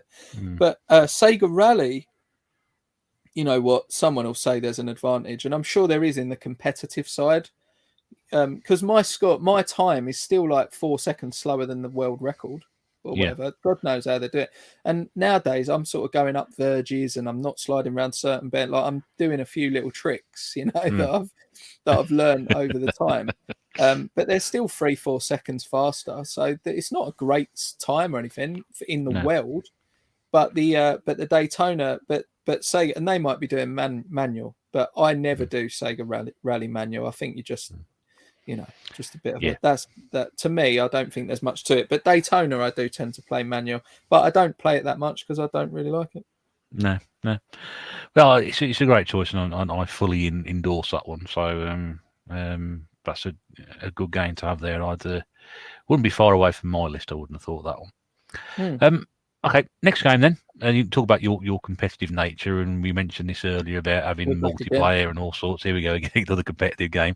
You're going to struggle. Yeah. You're going to have to rope in some monkeys or I don't know armadillos on this desert island to take part in these 4-player games. Give you some competition, mate. Yeah, something's going to have to happen. And this one is more known for its multiplayer, but I've always been a big fan of the single player on this one, and just personal preference. Yeah, the key to the single player, and this one ain't going to be any surprise to anyone that's watched the channel, because I talk about it all the time. I mean, I talk about Sega Rally all the time, so I talk about Mario 3 all the time. So I'm sure that most of these picks are are obvious. But yeah, like we said, N64, 4 controllers. Back then, really, there was only one game that was competitive to this level that you needed to learn. And if you learned it, I mean, the complex level, I'm sure the level was called the complex. I knew where I was straight to the armor. I was straight to where the golden gun was every single time, if my mates would let us play golden gun, because a lot of the time they just would not allow it. But again, if they come to my house, it was my N64 and we was playing golden gun, and Odd Job was available. Yeah, and he was available to me and only me, so it was okay. But the whole point of that game, and I did play the single player. The thing I liked about the single player was that you could complete it one way, and then you could go back and complete it another way, where you wasn't only agent, you was 00 agent, or you was, so there was mass replayability. It didn't look as bad as it does nowadays. It looks terrible now, doesn't it? I mean, now I should have mentioned we're talking about GoldenEye because we didn't say what we were talking. In case anybody's wondering what we're on about, who doesn't know what GoldenEye is, we're talking about GoldenEye. We are. Yeah, but it does look pretty ropey now, doesn't it? It really does. Well, yeah, I've got it. I mean, I've got. I've always. I haven't. I've had the opportunity to buy a HDMI N64, but they're quite expensive.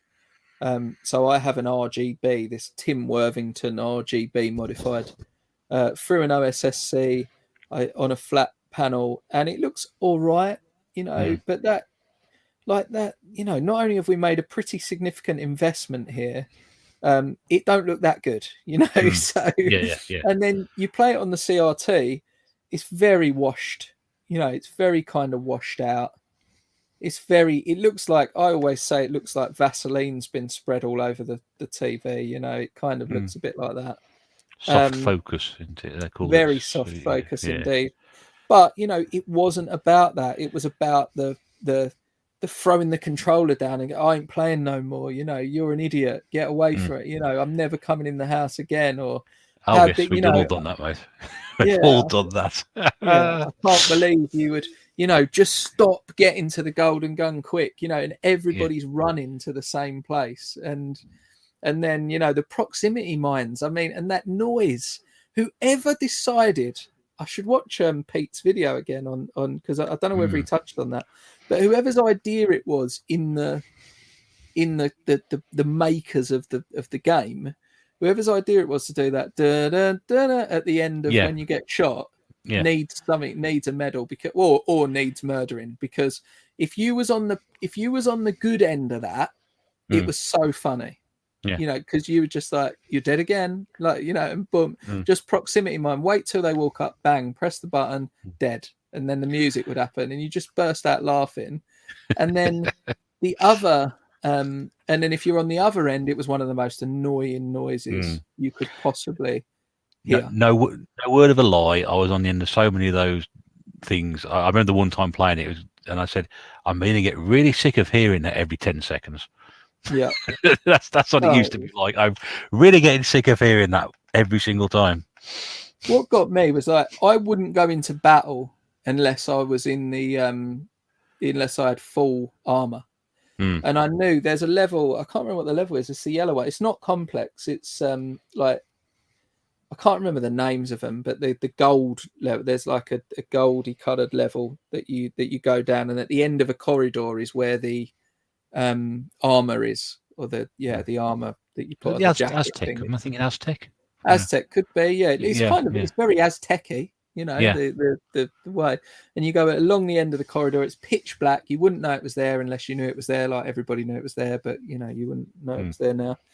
And go down there, get there, and every time I'd be running back, like kill someone, run back to there. If they got one shot off on me, I'm running back to there, get back armored up, go out again and go back into battle. And I was just, like I say, the arguments, but also the laughter and the fun and the time together that you had. And them days are just completely lost now, in my opinion. Yeah, it was such fun. I ask a series of questions, as you know, to some small tubers and some big tubers and tubers that I watch. And when I say if you could take an alien, if an alien came down from another planet and you had to explain the brilliance of retro gaming and give them one item, or give them an item to describe the brilliance of retro gaming, what would you give them? My answer to that, and the whole reason for that question, is that I would give them, they'd think it was primitive and pathetic, but I would give them an N64, 4 controllers, and GoldenEye. And I've had so many different answers, and I don't think anyone has given that answer, but that's what that would be my answer. Yeah, it's a good answer to that question. I'm thinking now, what would I say? I don't know. I have to think about that one a little bit. But well, when I get to the end of, because the problem is, I think again, a lot of the negativity that, or I have experienced, like we all have, I suppose, some negativity on YouTube since starting, and I think that a lot of that negativity is towards my intentions, because I am competitive, and I hope that people that listen to this go, well, maybe he's just competitive, so he puts a lot of effort in. But I am competitive, so, and I don't mean any harm to anyone in what I do or anything like that. But where I am competitive, I do like to test things, and I do like to do shorter videos and longer videos and middle-sized videos and videos with people and videos not with people and all that. But I will, and I think a lot of people say, well, he gets the 400,000 subscriber Larry Bundy Jr., he gets the 100,000 subscriber Top Hat Gaming Man, he gets the, I won't give away the others, but he gets, he gets away, he gets these people on. When's he going to get the 100 subscriber, Bill from wherever? I don't want to say anyone's name, but the 100 subscriber guy that he just wants to talk and get their opinion. Well, the premise of the Chatting with Tubers series, and I'm pretty particular at times, and I do like to stick to things when I do. The very premise of it was to get people that I watched before I started YouTube, and to get all their opinions. And when I've gone through everybody that I watched when I started YouTube, before I started YouTube, I'm going to piece their answers together. You heard it here first, guys, on the Retro Bear channel. Oh, it's exclusive. Brilliant. Exclusive, yeah. I'm going to piece a lot of their answers together to certain questions, and I'm then going to do a series of videos on the question itself. So, like that alien one or whatever, first console. I can't remember what I don't ask first console, but I ask like what do you think about Patreon, that question or whatever. I'm going to piece all them together, and I'm going to put a video together, top tubers views on Patreon, something like that. So once I've done that, I would, or the tubers I watched on Patreon, blah blah blah, whatever the title may be. Once I've done that, the Chatting with Tubers series won't end. I will change the premise to the people I now watch. So instead of it was the people I did watch, and then it will be, and now Chatting with Tubers changes. We're now going to go to the people that I watch, and my friends, and maybe even my enemies. I don't know, but whoever wants to come on. So it won't be the people I watched before, because I'll have all their answers then, and now it will be a case of the people I've grown, the retro chefs and the people that I didn't watch before. I didn't know Lee's channel before. I've told him this. He gets very upset when I tell him this, but I didn't know the channel, and I didn't, and I didn't watch a lot of these people's channels, but I do like them. They are friends of mine now, so I will absolutely ask them the questions too. But I've got to get through all the other people first. Once I'm through, I'm not. It's probably no more than 10 more. And then, I'm not going to get Metal Jesus, am I? So, you don't know, do you? I mean, keep asking. They ask the question, you don't say no, can't they? Yeah. Tell you've got some hidden gems or something like that. I'd be interested, I'm sure, about that. There you go. Yeah. But that's that competitive side in the games that I've chosen is also that as well. But then I suppose, if you're talking to people whose channel you watch, which would have inspired you or interested you to eventually dip your toe into doing this and do what you've done, there's no harm in that as far as I can see. Because, I mean, who wouldn't want to sit down and talk to people who've inspired other people to do other things in their life? There were certain people I would like to sit down and talk about who've inspired or my interest elsewhere that that I have, I would love to sit down and talk to them and ask them certain questions. I'm never going to do it because these people are, incredibly famous. We're not talking YouTube people. We're talking people here, but people have had a big influence on my life and have shaped my interests. I'd love to sit down and talk to some of them. Most of them are dead, to be honest with you. I'll never get the answers out of them anyway, but that's how it is. You just want to talk to people who you thought, you've inspired me to do this. It's only fair to do that. So I can understand that. And the competitive nature in the gaming, that's all that is. The I am obsessed with I'm obsessed with. Once I've got an idea, then I don't tend to veer from that idea. So with this chatting with tubers thing, we're going to do it, and I don't care. I genuinely, to all the people out there that say Top Hat Gaming Man this and Larry Bundy Jr. that and Telesplash Gaming, who's the next one? Oh, he just bought a load of N64 games to grow his channel. I do not care. Like, I genuinely, I watched him. I do not care. He's not done anything wrong. He's not. He's not. Convicted of anything. He just didn't grow his YouTube channel in the same way as what you think is it, or what certain people may think is the right or wrong way. And so I'm going to interview him. I'm going to ask him the same questions everybody said about Top Hat Gaming Man, and that's why at the start of the interview I say, this man divides opinion, but all I want you to do is open your mind, listen to him. If you still don't like him at the end of the interview, fine, don't worry about it. I'm not saying subscribe. I'm just saying that if you feel, I'm just saying if you listen to him with an open mind, you may not like him, but you'll appreciate some of what he's saying. And that's what I think all humans probably deserve to be listened to with an open mind at times. Yeah. And this, the reason I do this is to get, people watch you on YouTube. They watch me on YouTube. They watch other people on YouTube. I do this because I like to understand more about the person I'm watching, the person I know about. I'm interested in how how does your story differ to my story, how you got into gaming, and everybody's different. Yeah. And I think this gives people an opportunity to sit here and talk about, their hobby with a great passion, and people can listen to that and they'll go, and people have said it to me before, and I've said it on this many, many times. When they've listened to somebody talk who they have an opinion of or a perception of, the feedback usually is, God, I never thought that about so and so. I won't mention names or whatever, but I'd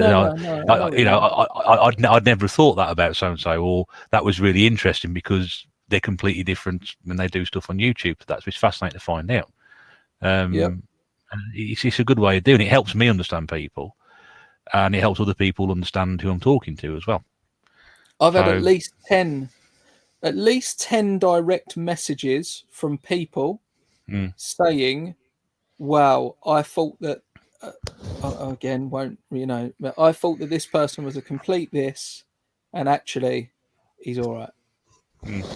And there's been loads. Retro Gamer Boy will not forgive me.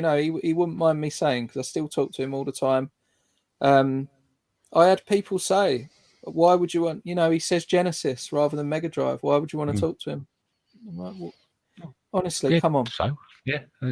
So we, and at the end of that, I had Pete Snestastic, Pete Snestastic, someone that's been in the community or outside of the community, on the fringes of all these communities for some time. And he's had his ups and downs and his good times and his bad times when it comes to collecting. A lovely, lovely bloke, really, really nice guy. I don't talk to him enough nowadays just because he doesn't make YouTube videos. That's so we don't get to have that banter back and forth about the videos. But I still talk to him. I still talk to him and ask him how he is and stuff. But he said, Rob, if I wouldn't have watched that, I would never have watched Retro Gamer Boy, and I'm probably his biggest fan. And I'm like, wow, okay. So he just went in with an open mind. So you just got to go in with a... And I hope that people do the same with your... Well, it sounds like they do with Desert Island Games. You mentioned Pete, and I hope he does still watch it, because he was on last year, and he actually contacted a friend, one of the previous guests on there, and he said, "Oh, can you get me in contact with Retro Bear, because I'd like to go on and do Desert Island Games," and he holds the record for the longest one. We're working out. I think he's about 3.75 hours, I think he is. Wow. Because when we used to do 3 hours, I used to split it into two, and I did the run last year. And I just do it all as one now because people can listen to it as they want. It's a better way of doing it. But he holds the record. But he was very interested coming on. It was great to talk to him. I'd never spoken to him before, other than a few messages. So I was absolutely thrilled that somebody of his stature wanted to come on and do this. And I didn't. I asked people who I'd like to come on here. If I haven't got their name in my phone book or whatever, I know, I think Chef put you in touch with me about coming on and doing this or getting some way of doing that. I don't go around chasing people. I always ask people, so if you want to come on, come and let me know. I don't go around asking people on. Yeah. Because I think there's one. I do ask if I've got people's details. I will ask them if I know them on. I will ask them, or I'll keep asking them. And occasionally they'll say yes, and occasionally they'll say no. Or I haven't got time at the moment. We'll do it again at some point in the future. But it's a good way of doing it. I enjoy doing these. I do take a lot of time out of my week to do them, but it's always great. And we get good answers. I was on, I won't give away who it is, but a channel that I absolutely love, that people that are on my channel will know who it is, I'm sure, said yes. And I was literally recording with them for 6.5 hours. Oh, great. It won't be 6.5 hours, but we just spoke about so much other stuff. And then I was recording with other people that are coming up as well. And then we've got another for a long time, 4 hours. And then I was recording with, and then we've got another one on Saturday, another great US based or American, that side of the thing. Yeah. And the time zones don't work. I was on a live stream at 3:00 in the morning with the Level 857 boys. And I was having the time. It was so funny. And it was that's what one thing, look, we don't want to get dragged into the whole community thing, but one thing I would absolutely wish, and I hope it does happen, is that, because we pick on the US guys a bit, certain elements of our community, pick on the US guys. I tell you what, they do have their haters, and there's some very poisonous hate groups over there, against these YouTubers, but for the most part, they pull together really well. The ones that want to, the ones that are really,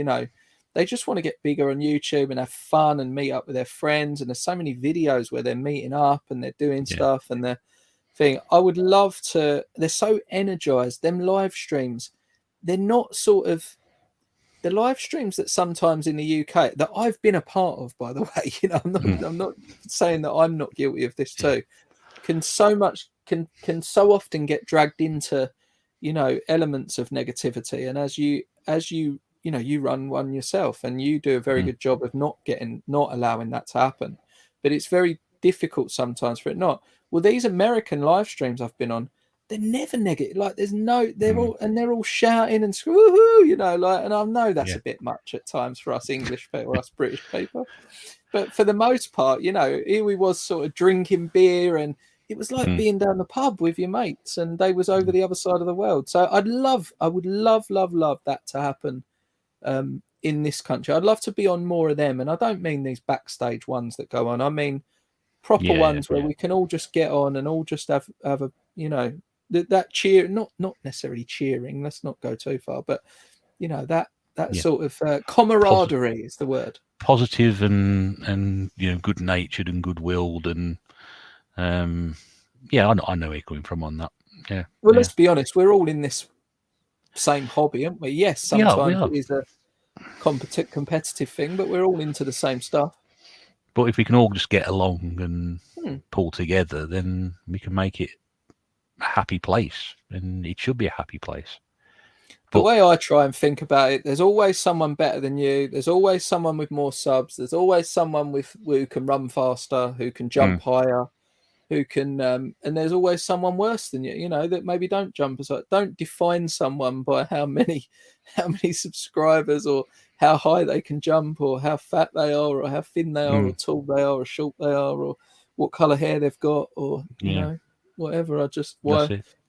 but we don't all get on, like as in humans don't all get on with each other. So no one's forcing you to get on with everyone, but don't not get on with someone because of the way they are, the way they look, or the way they or just that they don't they don't fit in, because we can all be a bit awkward, I think, with each other and stuff. So that's it. Food for thought there, certainly. Right, we got one more game on your list. Let's get back to that. We've gone off a patented retro bear tangent there, but that's we like tangents. That's fine.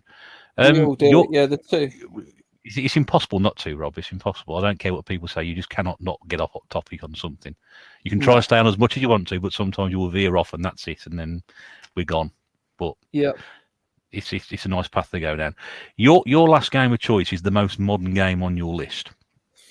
It is, and a lot of people think I don't play modern games, but I do. I just don't talk about them, and the reason why I don't talk about them is it's in the title. That there's a clue in the name. We are called Essex Retro Gamer, so we don't talk about modern games very often. I get the same as well, and I've actually probably got more modern games recently than I've ever had in a long time. So much to the point of people saying, "Oh, you're going to change your name to just Bear." Because I just seem to be, if I'm not playing Fall Guys live streams, I've done a bit of one PlayStation 4 gameplay. I'm showing off PlayStation 4 games and Switch games on my channel, which I've never done before. And this game you've chosen here is on my latest video, so which ties in quite nicely with that one. It might not be my latest video when this goes out, but it's one of my latest videos anyway. And this is a PlayStation 4 game. It absolutely is, and I got the platinum trophy on the PlayStation 4 game, and I was and I then bought it when I got rid of my PlayStation 4 and said the Xbox Series X is more powerful, so I'm going to go back to Xbox for the next. I had a PS4 Pro. I then went back to Xbox. My son's got a PS5, and I've played. The first thing he did was turn off the feedback for the Call of Duty games and stuff, so it was like, right, its main reason for existing has been turned off. It turned off. So the massive selling point of haptic feedback triggers, that's gone. So I was like, so he's PS5. I mean, he's got an Xbox One and a PS5 next to each other, One S, and he plays his Xbox probably more, to be fair, than his PS5. But anyway, we won't get into the PS5 versus Xbox. That's another conversation for another time. Yeah, but I chose Xbox anyway because it was more powerful. It did have more teraflops. It still has got more teraflops, and so I got that. Yes, PlayStation have purposely, or Sony have spoken to game creators and purposely told them to hold back the performance on the Xbox so that it's not better. But that will change when Forza comes out. But I was I loved this game so much that I then went through and played it again on the Xbox, and I've completed it a few times on Xbox too. I haven't got all the achievements because there's a couple that really annoy me on PlayStation, so I haven't bothered. But I spoke to Radical Reggie about this game. I still haven't told you what it is, but you'll know what it is from that, I'm sure. And he told me, I argued with him. I argued with the main man, the person that I thought was God in the retro gaming world, really, or the YouTube retro gaming world, Radical Reggie, who I watched all the time. And he told me that the original was better than the remake. And I argued with him, and I said to him, no, the remake is better than the original, no doubt about it. And he kind of conceded and said, in its own way, it is a better game. It's just he's holding on to the nostalgic side of things because of how it was. And it is, of course, Resident Evil 2. Not Resident Evil 2, the original, Resident Evil 2, the remake. I hear exactly the same thing about when people talk about this game, is the fact that they say a lot of people who praise it say it's better than the original game. They've actually improved the game. Not obviously there's the aesthetics look to it, but a lot of people who've played it, who played the original, said, "No, this is a much better game. This is the game it should have been back then." And that's why I bought it. Completely. That's why I bought it, because I thought, well, I played the first one, but I never played this one. So I thought, well, if this is the definitive version to have, rather than spend double the amount of money to get the original version on PlayStation, I can get this one for half the amount of money and enjoy it in glorious high definition. It's such, honestly, Russell, it's such a good game. And I don't, these people, that go, oh, it's not this and it's not that. And the original was so much better. And, look, I'm playing through Resident Evil 2. I've got a Dreamcast that is through VGA, absolutely stunning graphics. Resident Evil 2 on the original. Yes, it is nice. But the tank controls or the controls are not great. But they was of their time. I get that. We're going back to the Spectrum debate again, I suppose. But they was of their time, and it was an awesome game. And finding some of the puzzles back then, I think that's why people are holding on to that nostalgic side, because you didn't just go and get the puzzle. Like, you didn't go on the internet and see the, where's that where's the rook piece or whatever it was back there. I'm trying to think what I got stuck on the most for back then. I think there was a thing where you pulled the thing and a bridge came up. I can't remember what it was now anyway, but there was things that you got stuck on, and you either had to call a pound a minute number or whatever it was. Oh, yes, yeah. To find out, or one of your mate, you'd call your mate and go, oh, did you complete Resident Evil 2? Yeah, I did. Oh, I'm stuck at this bit. What do you do? Oh, you idiot. You just have to go and get that from there and all the rest of it. So, but the new game is just so much better because the story's the same, obviously, but the jump scares are so much better. Like in the old game, yes, it did make you jump, but not to the same level, in my opinion. Joe absolutely screams, when the first time she saw it, because I played through it again with her, to show her, and we've been trying to get her to play it, and she dropped the controller multiple times, and like through being scared of the thing. But she hasn't completed it, but she's got quite far. But I just find I just think it's all like the trophies and the achievements play such a part as well. They make you play the game again. And the fact that you can do it without the ink ribbon, and if you want to do it on hardcore, you need to use the ink ribbons. And it is doable on hard. It's not impossible to play the game. There's little tricks. You can run past zombies rather than kill them. And if you know the game, and I literally know the remake absolutely inside out. Like, I played, we watched the Heaps game stream because we haven't been able to watch it much lately, which is a pity, and we will be back on there soon. But we was watching a lot of Heaps stuff on a Friday night. And he did Resident Evil 2 hardcore. I said to him, do it hardcore. And I was like saying, look, the zombie's going to be there and that one's going to be behind the door, and just run through there. And I really do know the game. So if you get stuck, Russell, just you know where I am. I shall get stuck very early on, probably. So yeah, I might be messing you every 5 minutes. What do I do now? What do I do? So should I be dying this much? It's so replayable too. So that's why I would take. You've got to take a Resident Evil game. I think Resident Evil is such a staple franchise. I mean, I still haven't played Resident Evil 8. I went back to Resident Evil 7, and because the first time I ever played Resident Evil 7, she chops his arm. Have you ever played Resident Evil 7? No. Well, I won't say too much, but it's very, I'm probably unlikely to play it. So, well, it's a very good game, but it's very, very, very jumpy at the start. And I'll be honest, as a 30, I was probably like 36 when I first got the game. I was like, nah, this is too much for me. Like, and I'm into, I've played a lot of scary games, and I've played a lot of, and I love horror films. I watched loads of horror. I'm going to go back on that. Actually, I actually don't particularly love horror films. I love psychological thrillers. I think that horror films is just blood everywhere, and things like Scott Sager Zombie talks to me about Pinhead and all that. I can't. I did a last episode with Ian from the Poltergeist. They specialise in horror channels, and I was telling that I don't like stuff like that. I mean, a lot of what I would class horror films I watch are very much in that psychological side rather than the gore side. I can't stand the gore side; it's just excessive for me. I like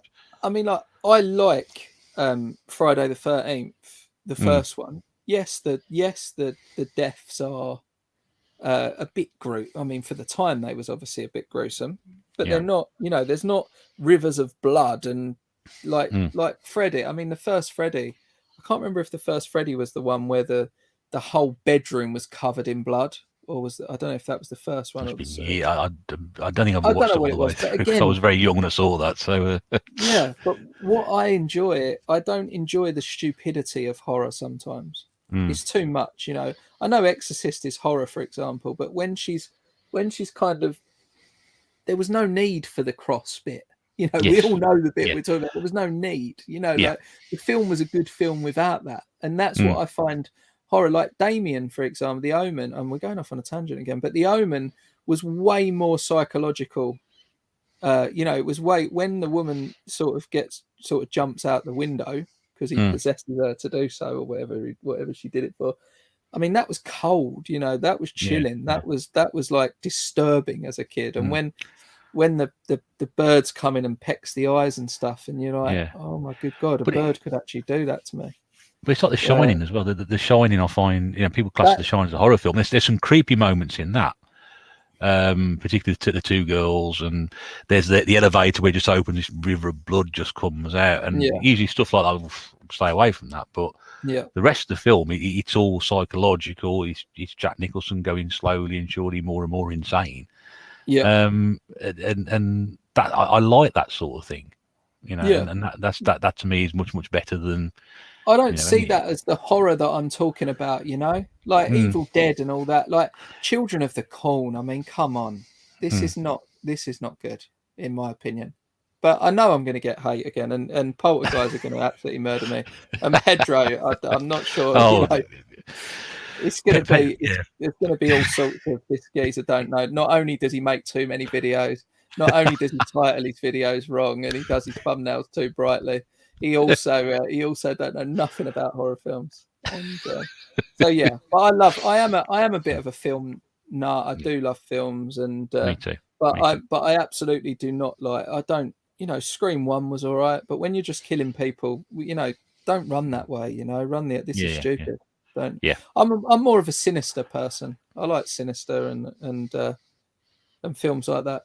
Very psychological. Not a Hills Have Eyes person, if you see what I mean. No, yeah, I know what you mean. I'm not after I don't need to watch something that's just being like it is to titillise, you know, to titillise or tantalise people that are just into seeing loads of blood everywhere. I just don't really do it for me. But look, again, I'm not saying you can't do that. Like, if that's what floats your boat, I just it don't float mine.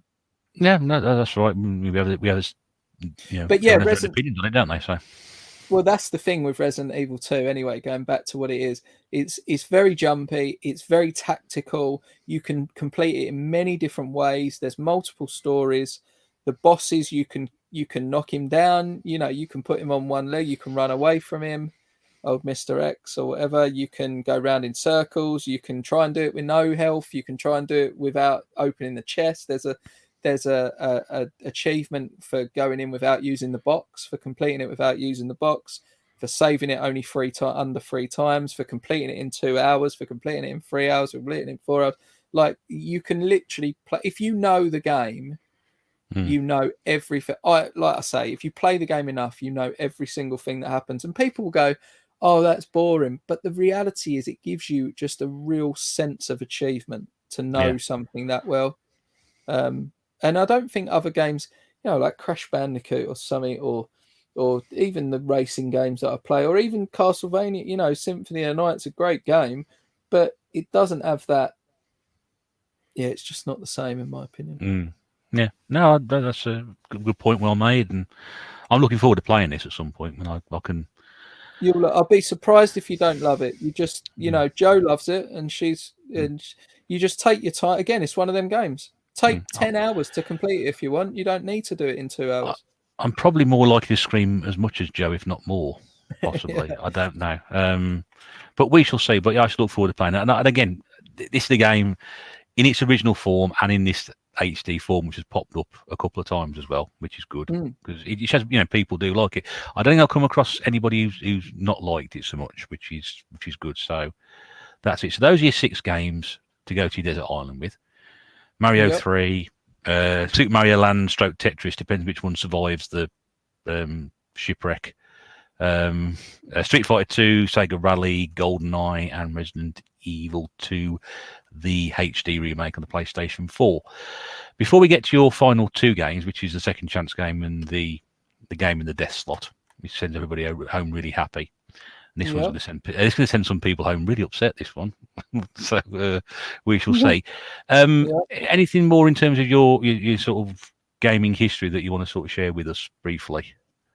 Where did we get to? We was we were talking Xboxes and GameCube, and then the polls. So we quickly, put massive polls.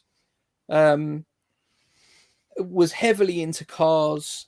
So massive polls. Unfortunately, also heavily into driving very fast and being very silly in cars.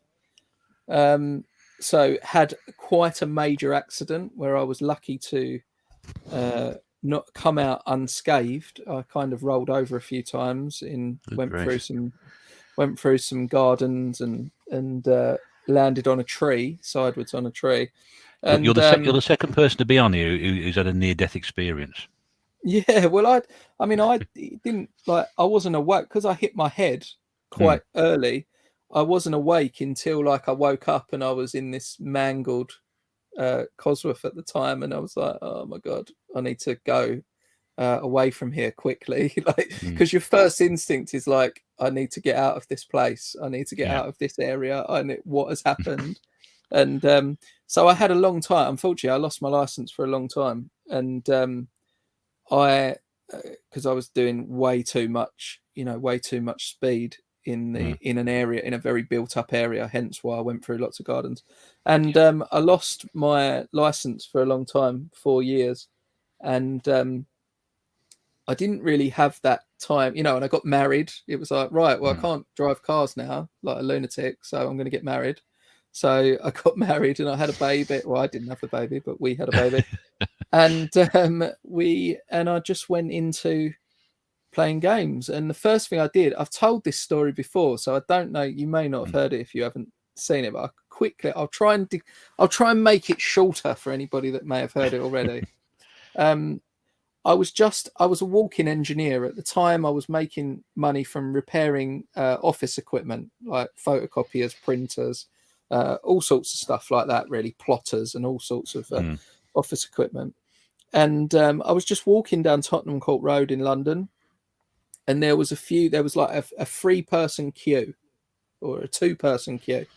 And I was like, I went up to the person and I said, oh, what are you? Because I do just talk randomly to people if I'm honest at times. And it was like 7:00 in the morning. I was at my first car. I was heading out the train. I come out the train station, walked to my first car. It's about 7:30 in the morning. Wanted to get there sharp because then I could get away early, because I always did that. I used to get a call in front, and any engineers on the that are listening would understand what I mean by that. I would do a call but not close it down until call 2. So I've got a few people who work for me doing that. There you go. So I was a king of being one in front. And if I could get 2 in front, if there was another machine that they didn't report at the time when I got in there, then I was having a 2:00 finish. That no two ways about it. So I would so I'd get 1 or 2 in front. So I get there early and I'm walking past, there's 2 people or 3 people outside. And I said, oh, what's happening? What you doing? And they was like, we're waiting for this Xbox 360. Have you not seen it? I said, well, yeah, no, I saw it, but what Xbox 360? It's not. Are they any good then? I didn't really know a lot about them. Oh yeah, they're proper. Yeah, and they've got some in here. And I went, well, they're sold out everywhere. I was going to wait till Christmas or whatever it was, And oh no, they've got a few in here. They've definitely got a few. We know they've got a few. So I was like, oh, all right. I'll see if I'll get in the queue. So I just stood there. They was opening in like 20 minutes, and then more people came behind in the queue. There was more people coming in the queue, and about 15 minutes later, the woman come out and said, right, we're opening in 5 minutes. We've got a small selection of games, the launch titles, but we've only got 4. It was either 3 or 4 consoles. I can't remember now, but we've only got 3 or 4. I think it was 3. We've got 3 consoles. That's it. And I was number 3 in the queue. Now behind me was a woman and their child. Yeah. And the child was probably, I couldn't tell, it may be like between 8 and 10, maybe 8 and 12. That sounds a bit better. And the mum went, "Oh, there's only 3, son." You know, like. Oh, and no. And the son was like, "What does that mean, mummy?" You know, oh, no. And she's like, "Well, you know, there's 3 people in front of us, son, like this." And I'm like, yeah, there's 3 people. You know, like I'm looking at number 2, thinking maybe he'll drop out. You know, now I'm looking at number 1, and they look like gamers to me. They don't look like they're dropping out at any point. And and obviously I didn't drop out, so they was like, oh, that was it. So I got my hands on an Xbox 360, which I didn't even, I had no intention of even buying. I got it with Condemned. I'm sure Condemned was a launch game. I seem to remember buying it that day. I think I got the table tennis game. I can't remember what I actually bought, and then I think it was Project Gotham Racing 3. I can't remember if that was a launch game, but I had it really, really quickly. If it wasn't, I think it was a launch game. If it wasn't, I had it really quickly, and I just went home and I just played it. I got addicted to Gamerscore. I was absolutely obsessed with getting as much Gamerscore as possible, and because of that drive to get Gamerscore and play games, I really fell in love with Xbox 360, and it really got me back into gaming. And I went out and bought my own little Samsung TV. This was when the Samsung with the silver, the one that's in the kiosk, which is why I bought the kiosk. I went and bought a 32-inch one of them, and I set it up in another room, in the dining room, and I just used to play games all night. And my wife at the time, now ex-wife for obvious reasons, she would watch the telly all night, and I would play games all night. Hence why it maybe didn't last. As well as many other reasons. But we was in a position where I just was, just obsessed with Gamerscore. And then I discovered that if you had like open season in the UK, and then you got open season from abroad, you could get 1,000 Gamerscore for completing it in the UK, and 1,000 Gamerscore for completing it in US. Right. However, I couldn't buy the US version because my Xbox didn't play you, or for whatever reason, I can't remember now. And I didn't want to get it from US and wait all that time. So then the memories all started flooding back of being able to chip PlayStation 1 and stuff. So next thing, I'm stripping down my Xbox 360 and I'm plugging. I've ordered these cables off the internet to connect it to the PC again. And next thing, I've invested heavily. That and now slope's happened again, isn't it? Yeah, and I've hacked my Xbox 360, and now I'm getting American games, burning them, copying them onto a disc and then playing them. So now I've got open season Japanese, open season. Now I'm getting free. I'm playing open season 3 times. There was one bit in open season where you're the whatever he is, bear. Is he a bear? I don't know. It's a bear and a deer, I think, isn't it? Yeah. And he's going down this stupid little tube thing. And it's an easy 1,000 Gamerscore. But there's one bit where if you miss one of these things that you pick up as you're going down this slide type thing, you had to do it again. And I had to do that so many times across 3 games. And then I got, just got addicted to getting Gamerscore. And then unfortunately, because I was using, this was back before they worked out that on Xbox 360, they basically worked out that you was using copied games if the game loaded slowly. Right. Sorry, there was a period of time that every Xbox 360 game would either fail or load. There was something like that. I've never looked this up, but this was what was being said at the time. And because the games were taking a long time to load, they assumed that you was using a copied it, and they banned your game. They banned your Xbox gamer tag. Oh, you there? Yeah, hang on. I've got a problem here, Rob. Just a second. Oh, bug. Okay, you still there? Yeah. Yeah, so we just had a bit of a technical glitch there, mate. So I lost the last bit of that. So no worries. Where did we get up to? You just said about the fact that they were tracking back through when the game loaded. If it loaded straight away, Yeah, so there was like a timer thing that Microsoft could tell that you was using a copied disk if something happened, it didn't load at the right time or something, and basically they banned gamer tags from Xbox Live. Right. So and they stopped you from going on. So basically, that's what happened. My gamer tag, I was pretty high up. I think I was like on 100,000 when 100,000 was a really high score, like top 10 in the world or something silly, because that was how addicted to it I was. And then it got banned. So I was like, right, that's it. I hate Xbox, and I didn't play it, and then I come out of it again, and really the rest is history. I did get another Xbox once that one got bricked. I got another Xbox, and yeah, I went through the ranks, and I did have a place. And like I was saying to you earlier, at that point, not to sound arrogant or anything, I kind of had every console. I just, if I went out and bought it, I was earning good money at the time, and I could afford it. Why not? Why not? So it's the southeast, it's Essex. The streets are paved with gold here, so we just literally. I just went outside, chipped a little bit of gold out the pavement, and went and bought. Not off you went. Another console. Do you have a favourite recent generation console? Since you got back into gaming.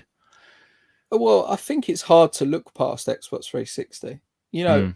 I like collecting PS3 because I don't know. I just like I don't know. You know what? I don't actually know.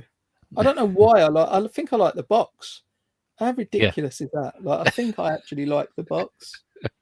I'm not a big fan of green, so I think I like the fact that the box is a little bit shorter. It's really, the discs are nigh on in, like you can literally ice skate on a PS3 disc. They're beautiful, aren't they? They're amazing. Again, whatever they've done is just amazing. It's like the Wii U disc. When I first saw the back of a Wii U disc, I was like, this is like a mirror. This is fantastic. Why they can't make the front of phones in that, that would be much better. Yeah. But yeah, but realistically, it was the Xbox 360 that got me back into it.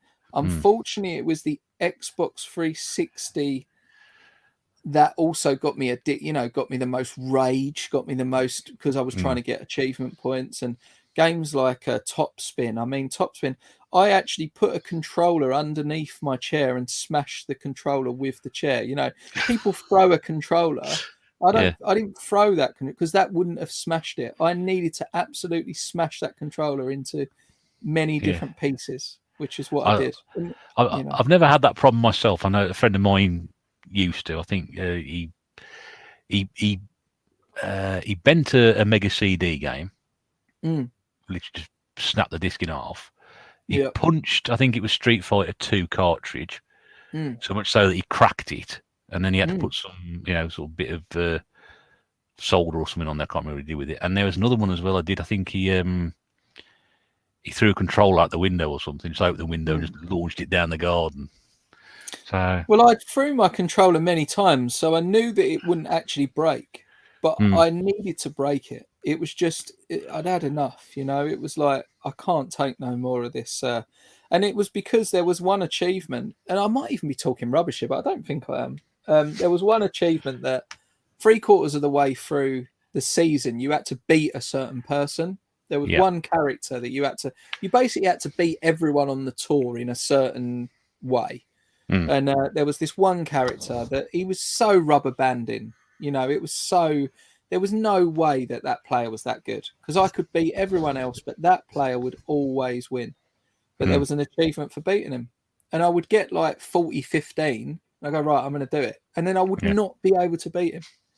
And and the problem was you couldn't save it and then go back. It was like you had to play the season again, basically. And it'd be nice to hear in the comments actually if this is true or if I was just completely, I'm making this up. I don't think I've not played it, so I don't know. But it's so horrendous. I couldn't tell you what Topspin it was. I think it was Topspin 2, but I couldn't tell you what one it was. And I was like, no, that's it. I've thrown the controller many times. It's not broke it. He rubber banded me, and he went from 40. I was 40-15, and he beat me. And I just was like, I just calmly got up, lifted up the chair, place the controller quite accurately underneath it, and then smash the chair into the controller until it didn't work anymore. Oh, dear. That was the thing. And I just walked away, and then next day I went and bought a controller and went for it again and got the achievement, and that was that. But I needed to punish that controller for hurting me the way that it did. Very, very quickly before we get to your final two games, do you still have that problem, or are you a bit more controlled nowadays? No, I don't break anything. Yeah. Like I do not get stressed. I get stressed, but when I get stressed, I sort of bite my lip a lot and I pace up and down and I try to analyze why someone is annoying me to the point of why I'm getting stressed. I don't break things, because what happens is as you get older and you broke a couple of things, you kind of realize that if you break it, you're just gonna have to buy another one. So these people, like my brother's got real anger issues, and he will often punch a door and stuff like that. And I think a lot of the time that's because it's not necessarily his door that he's punching, but when it's your door, it's a bit, you've literally got to take that door off, go to B&Q and put another door on. Or other, other hardware suppliers are also available. Yes, we should mention that as well. Yes. Yeah, but I go to them places. So the last thing I think of doing, these people that smash TVs and stuff. I just, again, look, I'm not picking on anyone. If you've got anger issues and you feel like smashing your TV is going to help, I'm all for it. But I don't believe that it helps, and therefore, since that controller, I don't think I have broke anything. It's quite interesting because I work with broken TVs quite a lot, and obviously one of the big things that we get is the child threw the game controller at the television. And you having said that makes me think how many all of those calls over the years that we've had to take. Is it the children throwing the controllers at the television, or is it the adults? Is it the adults? The Wii controllers are popular. The Wii controller slipped out of their hand and went into it. We've had one, a few people say the Xbox controllers. Hang on a second. The Xbox controller isn't designed to slip out of your hand and fly into the television from 6 foot away. Somebody must have thrown that. So it makes me think about it now. Actually, I watched an amazing video. I couldn't tell you who it was now, but on the Wii, it's got like 1 million views or something. So it's a popular video. And it's on the lawsuit against the Wii because the strap, and they changed the strength of the strap because the straps were actually breaking. If I can dig it out, I'll send it to you. I haven't seen it. It's a really good, interesting. It's such you being the Wii man that you are, it's such an interesting video because the problem was it was fine until and it was proven that the strap was weak, but Nintendo was having none of it. So no. No. And then that when they released the updated Wii, I know it was only like a small update, it wasn't it just like different things were in the box. Like there wasn't, the console itself wasn't any different, I don't think. When they released it, they took the people that wanted to do the lawsuit, took the strap, measured it, and it was like 1 millimeter thicker or something silly like that. So they took it to Nintendo and said, hold up. The people that were filing the lawsuit for the people of America, always America, or it seems like. They took it to Nintendo and said, if there was nothing wrong with it, why did you make it 1 millimeter thicker? They said, oh, it's just a design change. And anyway, they basically took it to court, and people got a lot of money for smash TVs and all that because they basically Nintendo had to admit, I think, that it was. That they did modify it because there was a weakness in the strap. Oh, yeah, it'll be interesting seeing that. If you could dig that one out, that'd be. I'll try and find it. Yeah. It's literally 1 million views. It's the lawsuit of the Nintendo Wii or something like that. It says. And again, if anybody sees it in the comments before I can get it to you, highlight it in the comments.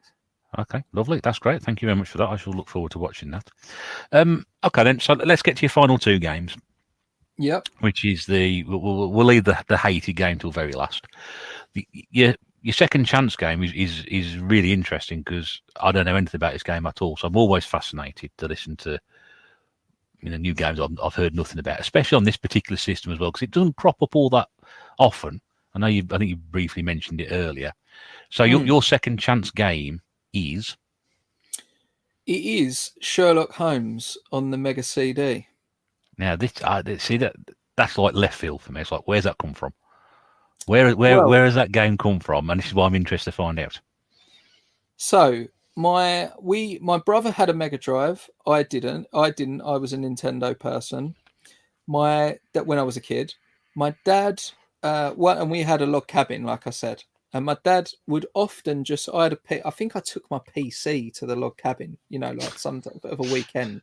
Like just picked up all this stuff, printer and everything, like I ain't messing about. I'm taking everything. The whole kit, yeah. Yeah, everything. Again, this was just on the borderline of discovering that girls could, do stuff, make you happier. Yeah. So I was like, no, I'm taking my PC. It's boring down there. I need my printer too, just in case I want to print a word search or something.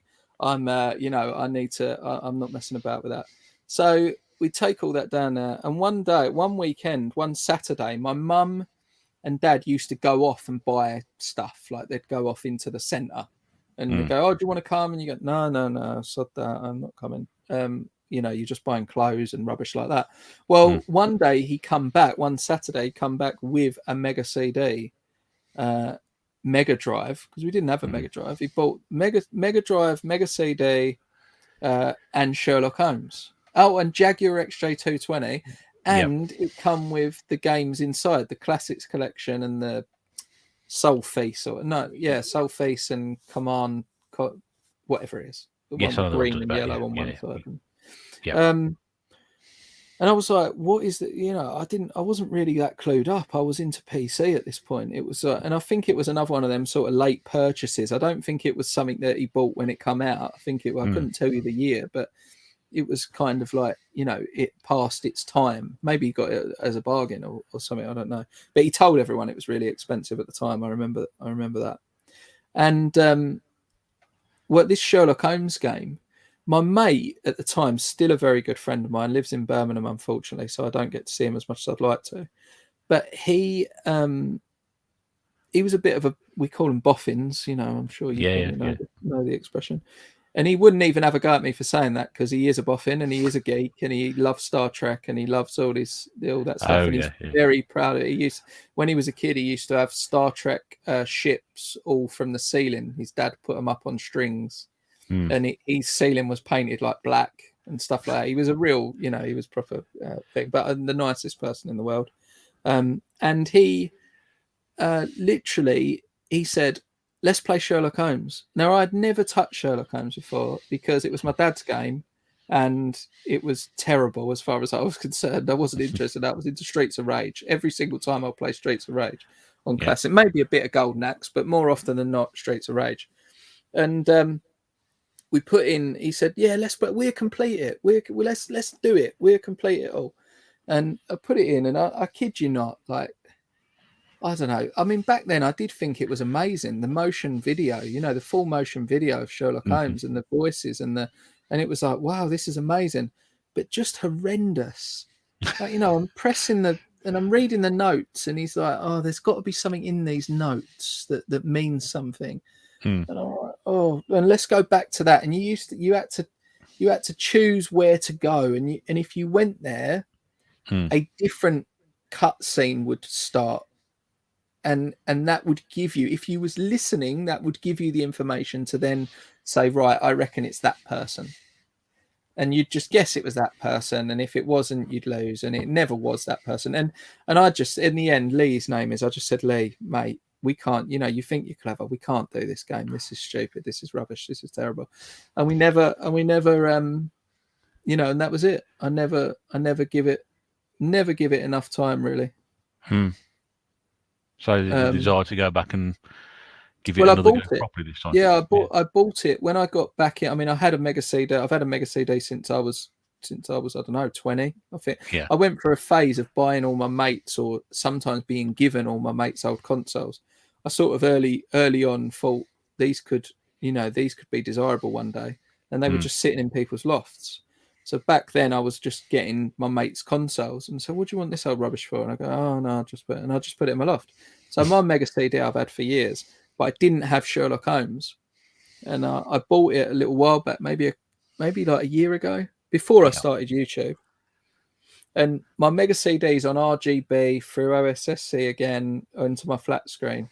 And honestly, this video, it's like I tried it. You know, I put Sherlock Holmes in, and the video is like the size of a postage stamp. You know, it's so small, and the dog. I actually can't see what it's doing. And I think some of that is the flat screen. Again, comments, I guarantee they're going to say, play it on a CRT, play it on a CRT. Yeah. But that's why I wanted it to be my second chance game, because one, I wanted to be a little bit different as well, you know, and that is the sort of game that I would actually give a second chance to, and I should, but I should on a CRT. So I'm going to plug it into the I will do it. I might even film it. You never know. I'll plug it into the CRT, and I will, and I'm going to give it a go. And I'm going to actually try to understand, first off, what the hell they're saying, because a lot of the time you can't really work that out. See what they're doing, and a lot of the time you can't really work that out. And hopefully get it right, who actually killed the person. And then, and so I want to revisit it. And they give you extra points if you wear a deer stalker while doing it as well. Yeah, exactly. Full Sherlock Holmes costume, please, Rob. That would be the old pipe, and the old exactly. hat on. Yeah, be well away. Yeah, well, that's an a lot of people believe he's real. You know, still a lot of people believe it's a real person. Yeah. But we'll leave that. That's another debate. We'll leave it. I could answer that one, but we probably another conversation for another time. That one, but an interesting choice. That again, it's a game I don't know anything about, but I can see your reasoning behind it. It's just leave it, Russell. Leave it alone, mate. Don't worry about getting a mega CD for Sherlock Holmes. No, I shan't bother. I can't afford a mega CD. I don't know how much they're going for. Now, I would like one. It's one thing I probably haven't got, which I would like, but I'm not going to get down that route. One will come up. Patience is key, apparently, in this hobby. So they tell me. Is it? I don't know. I'm running out of time. As I'm getting older and older as I send me a video that's got up. You know, when you get a year older, you realize how much time you've actually got left, and it's probably not quite as much as you think. You never know. I might come across one Monday. I'll have to say. You'll find one. I thought I was so close to buying Hyperstone Heist off of a certain seller that's on eBay, that's on Facebook all the time. He actually had it, and he wanted £150 for it. I was like, "You're being cheeky," but I was close. I even messaged him saying, "Come on, mate, you can do that better." And he never does it better. This is Japanese Alan I'm talking about. Right. It's not actually Japanese at all. He's Scottish, hence why he never does it any cheaper. And he never lets, no matter how much money. And I was like, "Oh, I'll leave it then," you know. And I left it, and then I walked into a charity shop. I never, and people don't even believe it. It's so lucky that I took a picture of it being on the charity shop desk.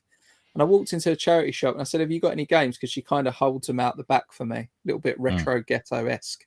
Yeah. She holds them out the back for me, and I said, "What you got?" She went, "Oh, we got this old like Turtles game here." And I was like, "Oh, okay," like thinking, expect it to be like a 360 game or something. And she brought it out, and I was like, "Is that like, you know?" And you know, when you look, and I said to Joe, looked at me, because this wasn't that long ago. But Joe don't know loads about games, as we learned earlier. But Joe looked at me, you know, I looked at her, she looked back at me. I opened the case, and the manual was there, and I'm like, and I'm looking at the cartridge, and it says, it's got writing on the back, and the screws are the right thing. And I look on the edge, and it looks like it's been in and out of a console quite a lot of times. But the manual's mint, and the case is mint, and I'm like, what the hell is going on here? Is Jeremy Beadle going to pop out or in a minute? Well, that'll be an achievement for a start, wouldn't it? That's what I mean. Well, I thought I was expecting it about as much as that game being in there. If someone said, "What's more likely, Jeremy Beadle to be in that shop or that game?" it would have been a tough choice. You know? So I was kind of like, "All right, I'll just, you know." And I said to her, "What would you like? You know, what would you?" She said, "Oh, you know, I've had a look online. It does seem to go for a lot of money. You know, I'd like £25 really." I was like, "You can have £25. You know, is there anything else out there?" And we've finished. And I just gave her what she wanted, and we bought a few other games. And we're very good customer. You know, we're always spending lots of money in that charity shop. Honestly, guys, do not feel like, "Oh, he's took this from charity." We give so much money to charity shops in this area. It's unreal. And we don't sell them. That game will never. I cannot imagine and you know, God forbid that nothing happens and all the rest of it. I certainly don't envisage ever selling that game. So, you know, it would be different if I was buying it, putting it in a shop. I would probably feel a bit guilty about that. But that game will never leave, you know. Yeah.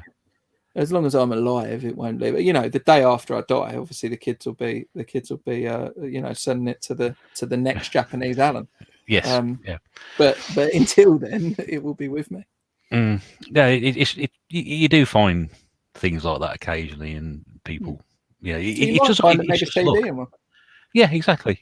I've had things like that where I walked in and found. I think I found Black Ops 4. I think it was about a week after it came out in a charity shop for £1.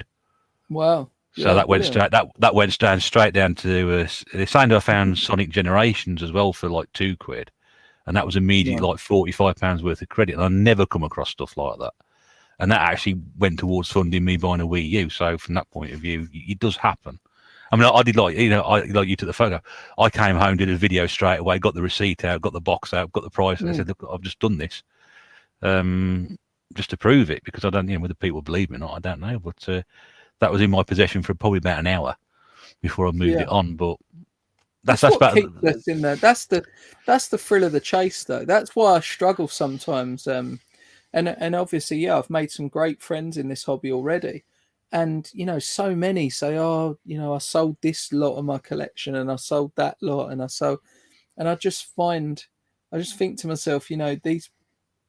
Like, just calm down. Like I say to people, I think, and Jesus, I'm a fireman. So my next pickups video, I have over 30 Master System games. I've bought over 30 Master System games in 1 month.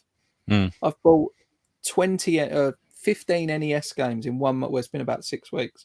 So we do spend too much on games. We do spend a lot of money on games, but we wheel and deal, and we try and do what we can, and we buy.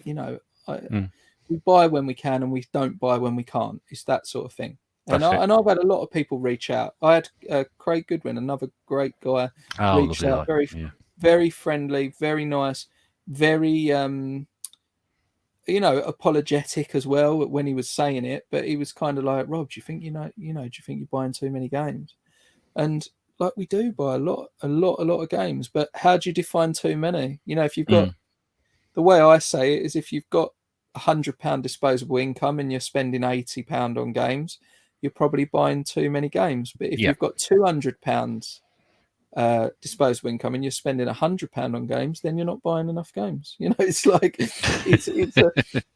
what I'm saying is, it's all relative to, and that's not me trying to be arrogant or anything. I'm just saying it's all relative.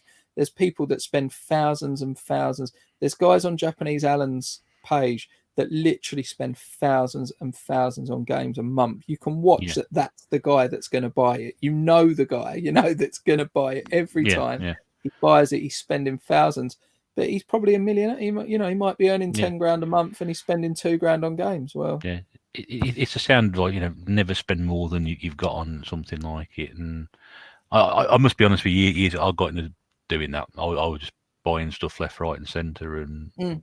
I got myself into a little bit of trouble, which I've learnt my lesson from, and now I think at least 6 times before buying something.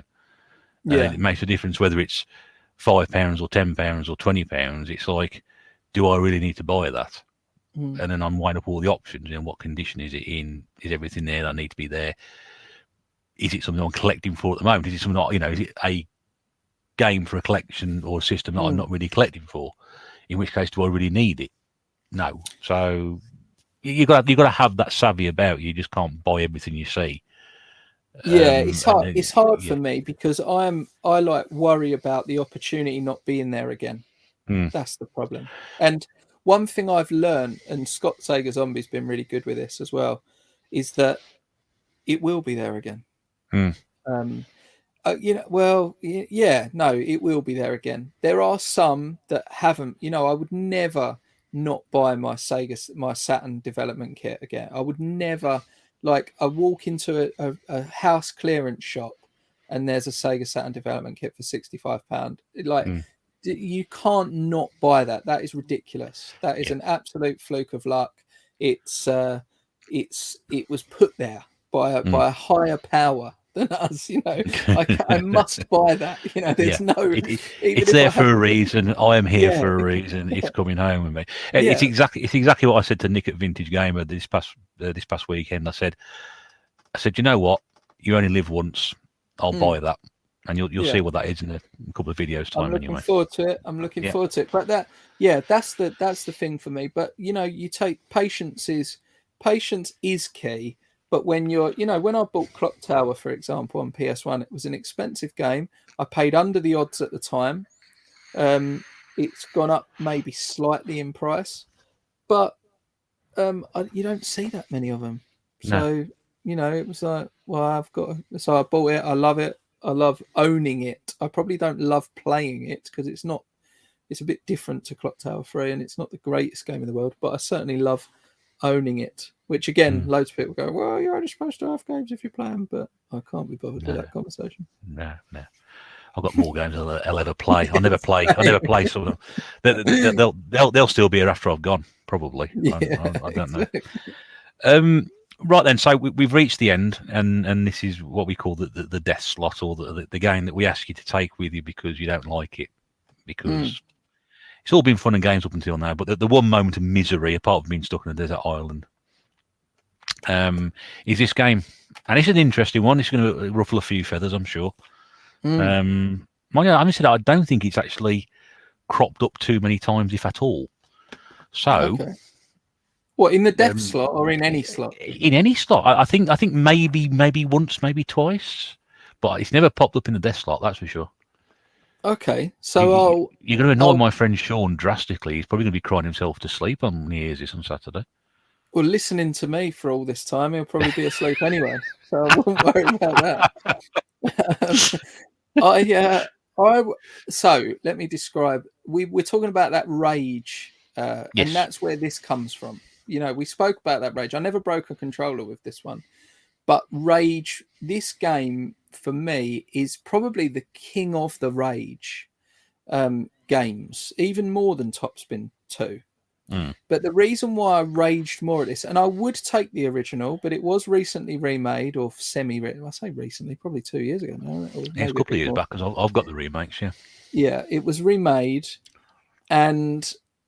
Unfortunately, again, I fell into it. Was on PS4. I played it. I fell into that achievement or trophy hunting, and there are certain things you have to do in this game for trophies. You have to collect these little diamond things, and probably people are already thinking about it now. You have to find. It could be a couple of games. It could be a couple of games. Yeah, it'll still be a couple of games. Well, this one will get it more like what it is. There's a level in which walking along a rope is easier than doing the actual level, and it's a ridiculously difficult level. And this will give it away. There is an achievement for smashing all of the boxes now, or a trophy or achievement, depending on what you're playing it on. And the game and the rage really, and where this comes from, is more the remake than the original. But I'll take the original because it was where it all began. Yeah. Was the Crash Bandicoot game? Crash Bandicoot 1. I found it immensely frustrating, annoying, rewarding to a degree, but what I would say is that when you can't get to that checkpoint in the later levels, the level in which you're moving around, I can't remember what the level's called now, but you've got arrows coming out the sides, and you go to a little platform, and the platform moves, and all the platforms are going around in a circle, and one false move, it is so unforgiving, that game. And when you're trying to get all the trophies, and you're doing it against the clock, and you've also got to smash every box, and that will get you the diamond at the end. And then when you get the diamond, you've got to get 6 other diamonds, or however many diamonds it was, I can't remember now. And you got to do all these things, and you're on track. It's going well. You're going to get everyone. You've got all the boxes, and then some shitty platform moves to the side, and you fall off, and you go all the way back to the start. Yeah. And they hide. you have to press a platform which makes a platform appear. You press a button and a platform appears.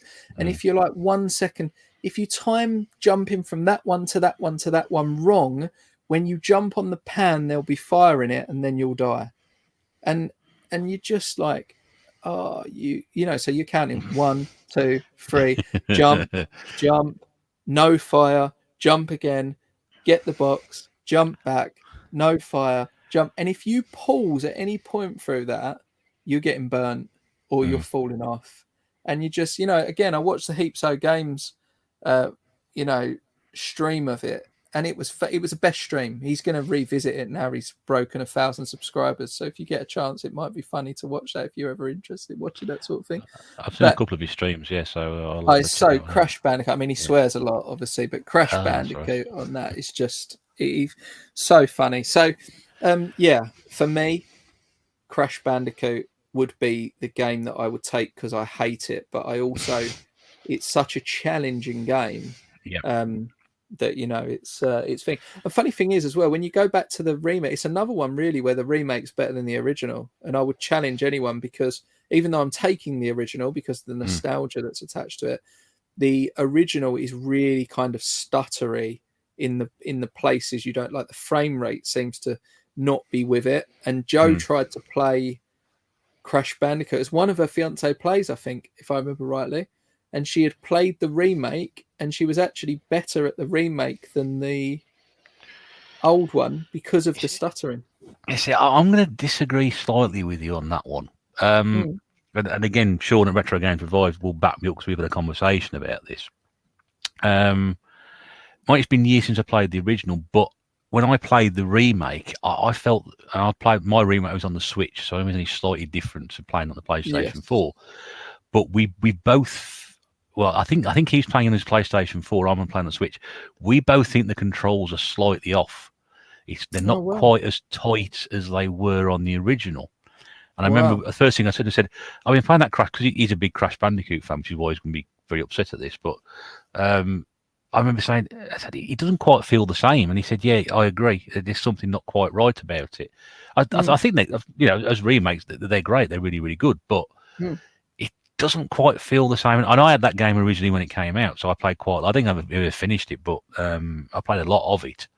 And I'm a bit, I do like the Crash Bandicoot series, but I don't know. I think the controls are slightly off, so I still prefer the original. And that's not me speaking as somebody who prefers the old stuff and doesn't play modern games. I was really excited to get the modern version. I thought, great, I got it for Christmas, and it just feels slightly off to me. Well, I found because I'd gone such a time, I played the original because I had it, obviously, because I had every PlayStation 1 game basically. But I had that as a copy and played it, and I liked it. I mean, it was annoying. It was a very annoying game, and I didn't complete it back then when I was a kid. But when I got the remasters, and I'd played it a little bit. I owned the original, but I'd played it a little bit, but nothing major at all. Like it was more of a shelf. Just to have it because it's kind of like a PlayStation 1 game you're supposed to have, like Destruction Derby. Sorts of games you're supposed to have them. Really like Twisted Metal, but the stupid game has got so expensive now. It's like above a £50 game now. But those sorts of games and Crash Bandicoot, I sort of didn't touch it. Got the remaster, played it, and it was so responsive. I know what you're saying. It's a very different control set to the original, is all I would say. But when you've played the PS4 one for as long as what I did, it's very quick and responsive. You press jump, it jumps. You press move, but maybe a bit too quick. And then when you and that might be where you're coming from. And when you go back to the PlayStation 1 after playing it for the hours that I did, I mean, I don't know if I platinum. I think I might have platinum trophy now. I might not have got every single gem. I can't remember now. But either way, when I did that, I played it for so long that it just felt wrong. That when you go back, it's slower. You press the button and then it's 1 second and then he jumps and stuff like that. It's just not. It didn't feel as responsive to me. It might be maybe my PlayStation knackered, or maybe my copy is no good. I don't know. But it could be my Joy-Cons are off. I don't know, but I always felt the rather than the 3D view on the side-on jumping, it just felt the jumping mechanism just didn't feel quite right. I'll have to go back and play the original again. I don't know. I didn't get far enough. Yeah, the side-on levels were incredibly annoying in the remake. Incredibly annoying. But yeah, it's the back from behind the 3D bit of the original levels. That was try it. I'm going to try it again just out of interest now. I think I know as well. We talked about it. I don't know, prove myself wrong on this, but yeah, no, that's good. Yeah, yes, that's an interesting choice to finish with then. Crash Bandicoot. So we'll see what happens with that. But yeah, good game series. But yeah, well, I think we need to investigate that one a bit further. And that is your journey. Your desert island journey is complete. How do you think that's gone? I think it's gone. Yeah, I think it's gone all right. I can't. Unfortunately, I can't. I'm not one of these people that will give you, years and times and dates. And I was probably too busy riding bikes and just playing the games. I wasn't really, and I haven't gone back in my history and wrote anything down. I don't have any Excel spreadsheets saying when I had this and when I didn't have that. So very relaxed. I would hope that people listening would think, yeah, he's pretty relaxed about it. I'm pretty, and as long as you're not competing with me, I'm pretty relaxed about everything, to be honest. I think we've learned you are quite a competitive person from that. So I think, people listening to that, I think, yeah, maybe it's not a good idea. But no, I think it's been really fun to listen. It's been very, very relaxed. And, when people come, I don't expect them to know the exact dates and times they purchase things. And I know you were unsure of timescales, whatever. I'm, more interested in what you played and what you experienced and some of the stories to go with it as well, and some of those stories are really, really interesting. Obviously the time you were running a bootlegging operation out your bedroom, that was really interesting. I was doing very well then. Yeah, I mean, I was building PCs at the time, and I ended up doing the chipping, working out that it was only 4 wires, and that I could do it if I got a soldering iron from Halfords, and I was mutilating people's PlayStation ones. And so yeah, it was quite an operation at one point. I got brought into the headmaster's office, and he had a catalogue in one of my catalogues, which, to be honest, was like 3 sheets all put together in a just a pathetic attempt at a catalogue. But I did have a clear sheet on the front, so it was quite professional. Quite professional looking, yeah. Did you order any games or? No, he did not. He showed. He said to me that thing, and a kid called Warren. There wouldn't have been many Warrens back then, I don't suppose, but a kid called Warren started a competitive. I think his cousin was making them or something, and he did them slightly cheaper. And I was like, no, I ain't changing my price. And and Warren was the one. He really just put me out of business because I couldn't be bothered. I'd moved on. If I wasn't going to do it, unless I could make good money out of it, I wasn't interested in doing it. So I was kind of like, right, I was earning good money at the time, but then I went on to PCs, and I was making PCs, building PCs for people and stuff. And then I got into cars and buying and selling cars. I was, I bought and sold a few cars at 16. So I was always into trying to make money and sell it. I was always a bit salesy, and I could always talk rubbish, as anybody that's still listening now will absolutely realise. Well, it's been a fascinating conversation, mate. It really has been, and thank you so much indeed for doing this. It's been a pleasure to have you on, and I've learned a lot about you, which I wouldn't have known before, and I hope other people listening have been as well. And I know she's not in there, but do pass on my thanks as well to Jo for coming on at the beginning, because I think it was really important to have, her take on how things have gone and what she's interested in doing, and how much she's been part of what you've been doing as well. And, you are a team, and you make a very good team, and it's always a joy to see you, the chemistry between the pair of you. It's really good fun. So, really pleased you came on and did 20 minutes at the start. It was good of her to do that. So. Brilliant. Yeah, I mean, our most successful videos have been those pickup videos. I mean, our last pickup video is like 1,000 views. I never thought that 1,000 people would watch one of our pickup videos, but we just try and make it bantery.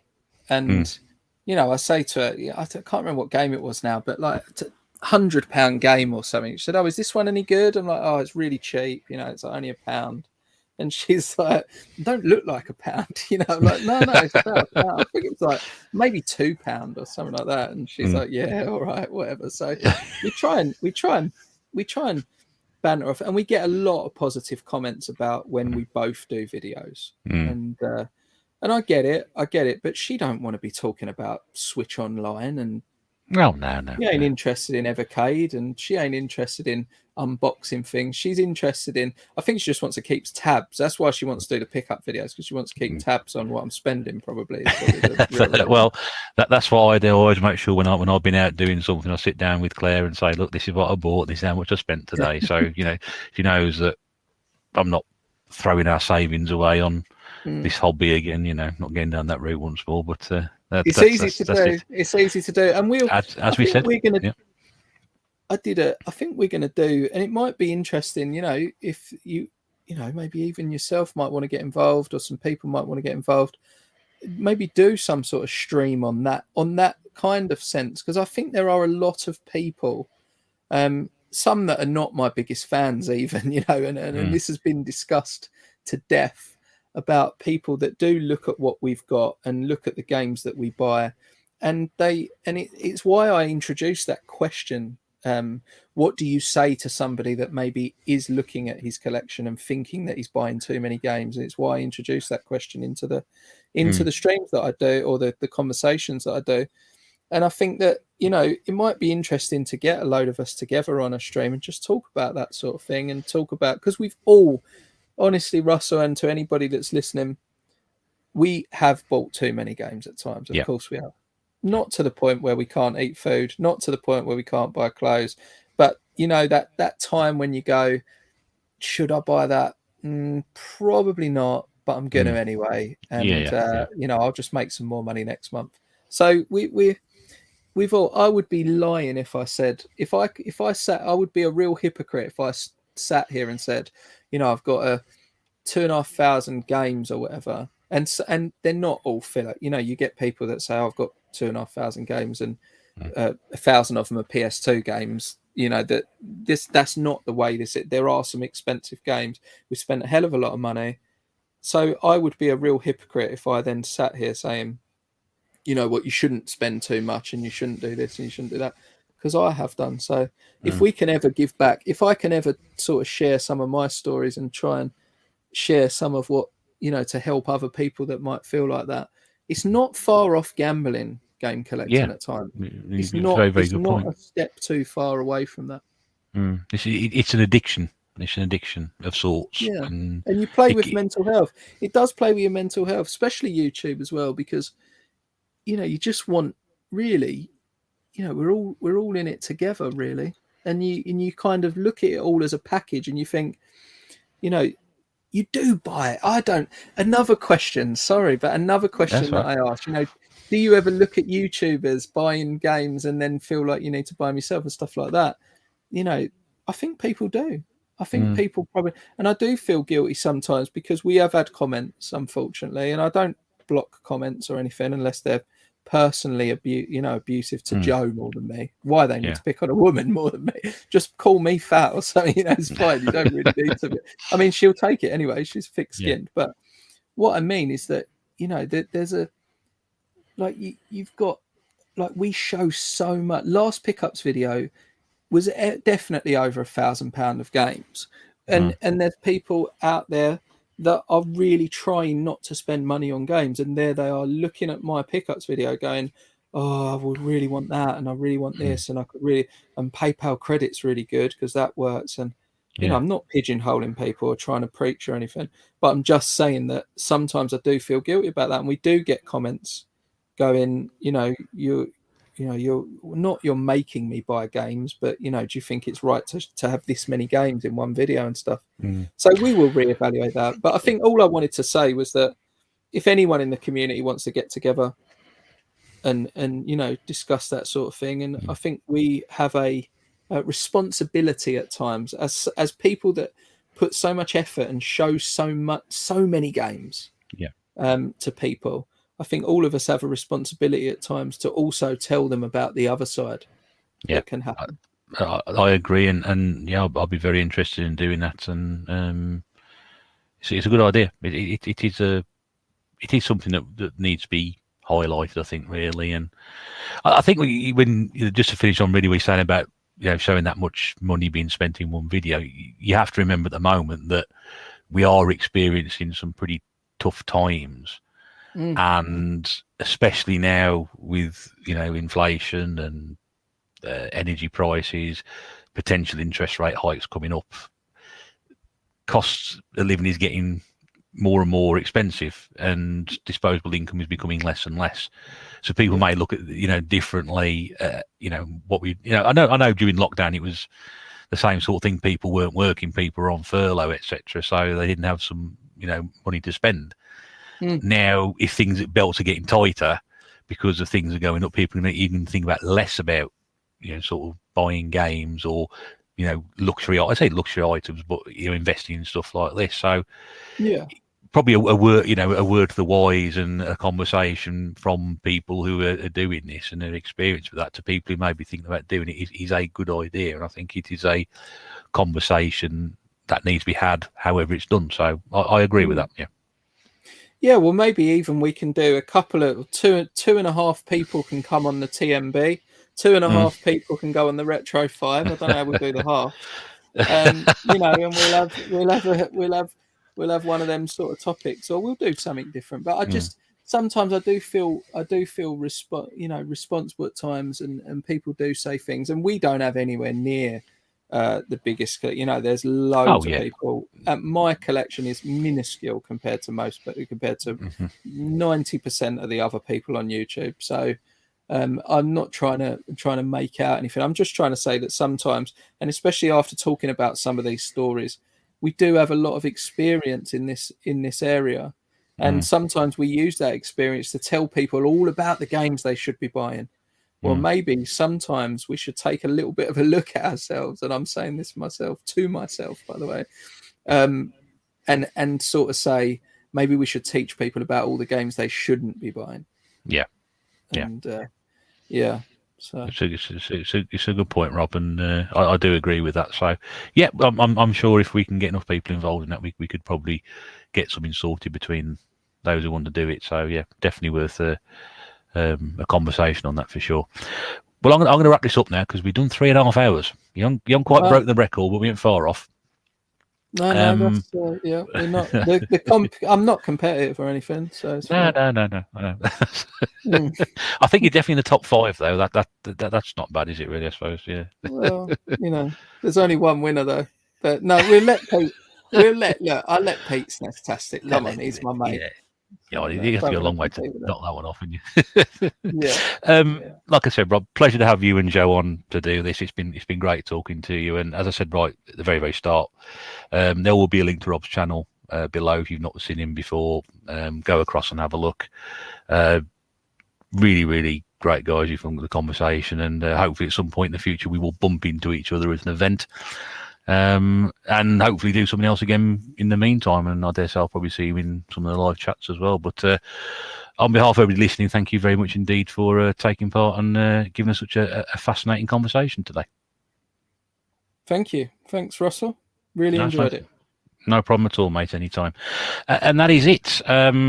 So yeah, we will speak to you again same time next week with another guest on, which I'm recording tomorrow. That's been another interesting one. Somebody I've met, some of the other YouTuber I've met as well, which is going to be quite good, although it was very brief, but it'll be interesting to get on with that. In the meantime, don't forget to check out previous episodes of Desert Island Games on my channel. Lots of fascinating people done there, fascinating people lined up for future chats. Once again, thanks to Rob and Joe for being our guests today, and we will see you again very soon. But until then, this is the Retro Bear saying toodaloo and bye for now.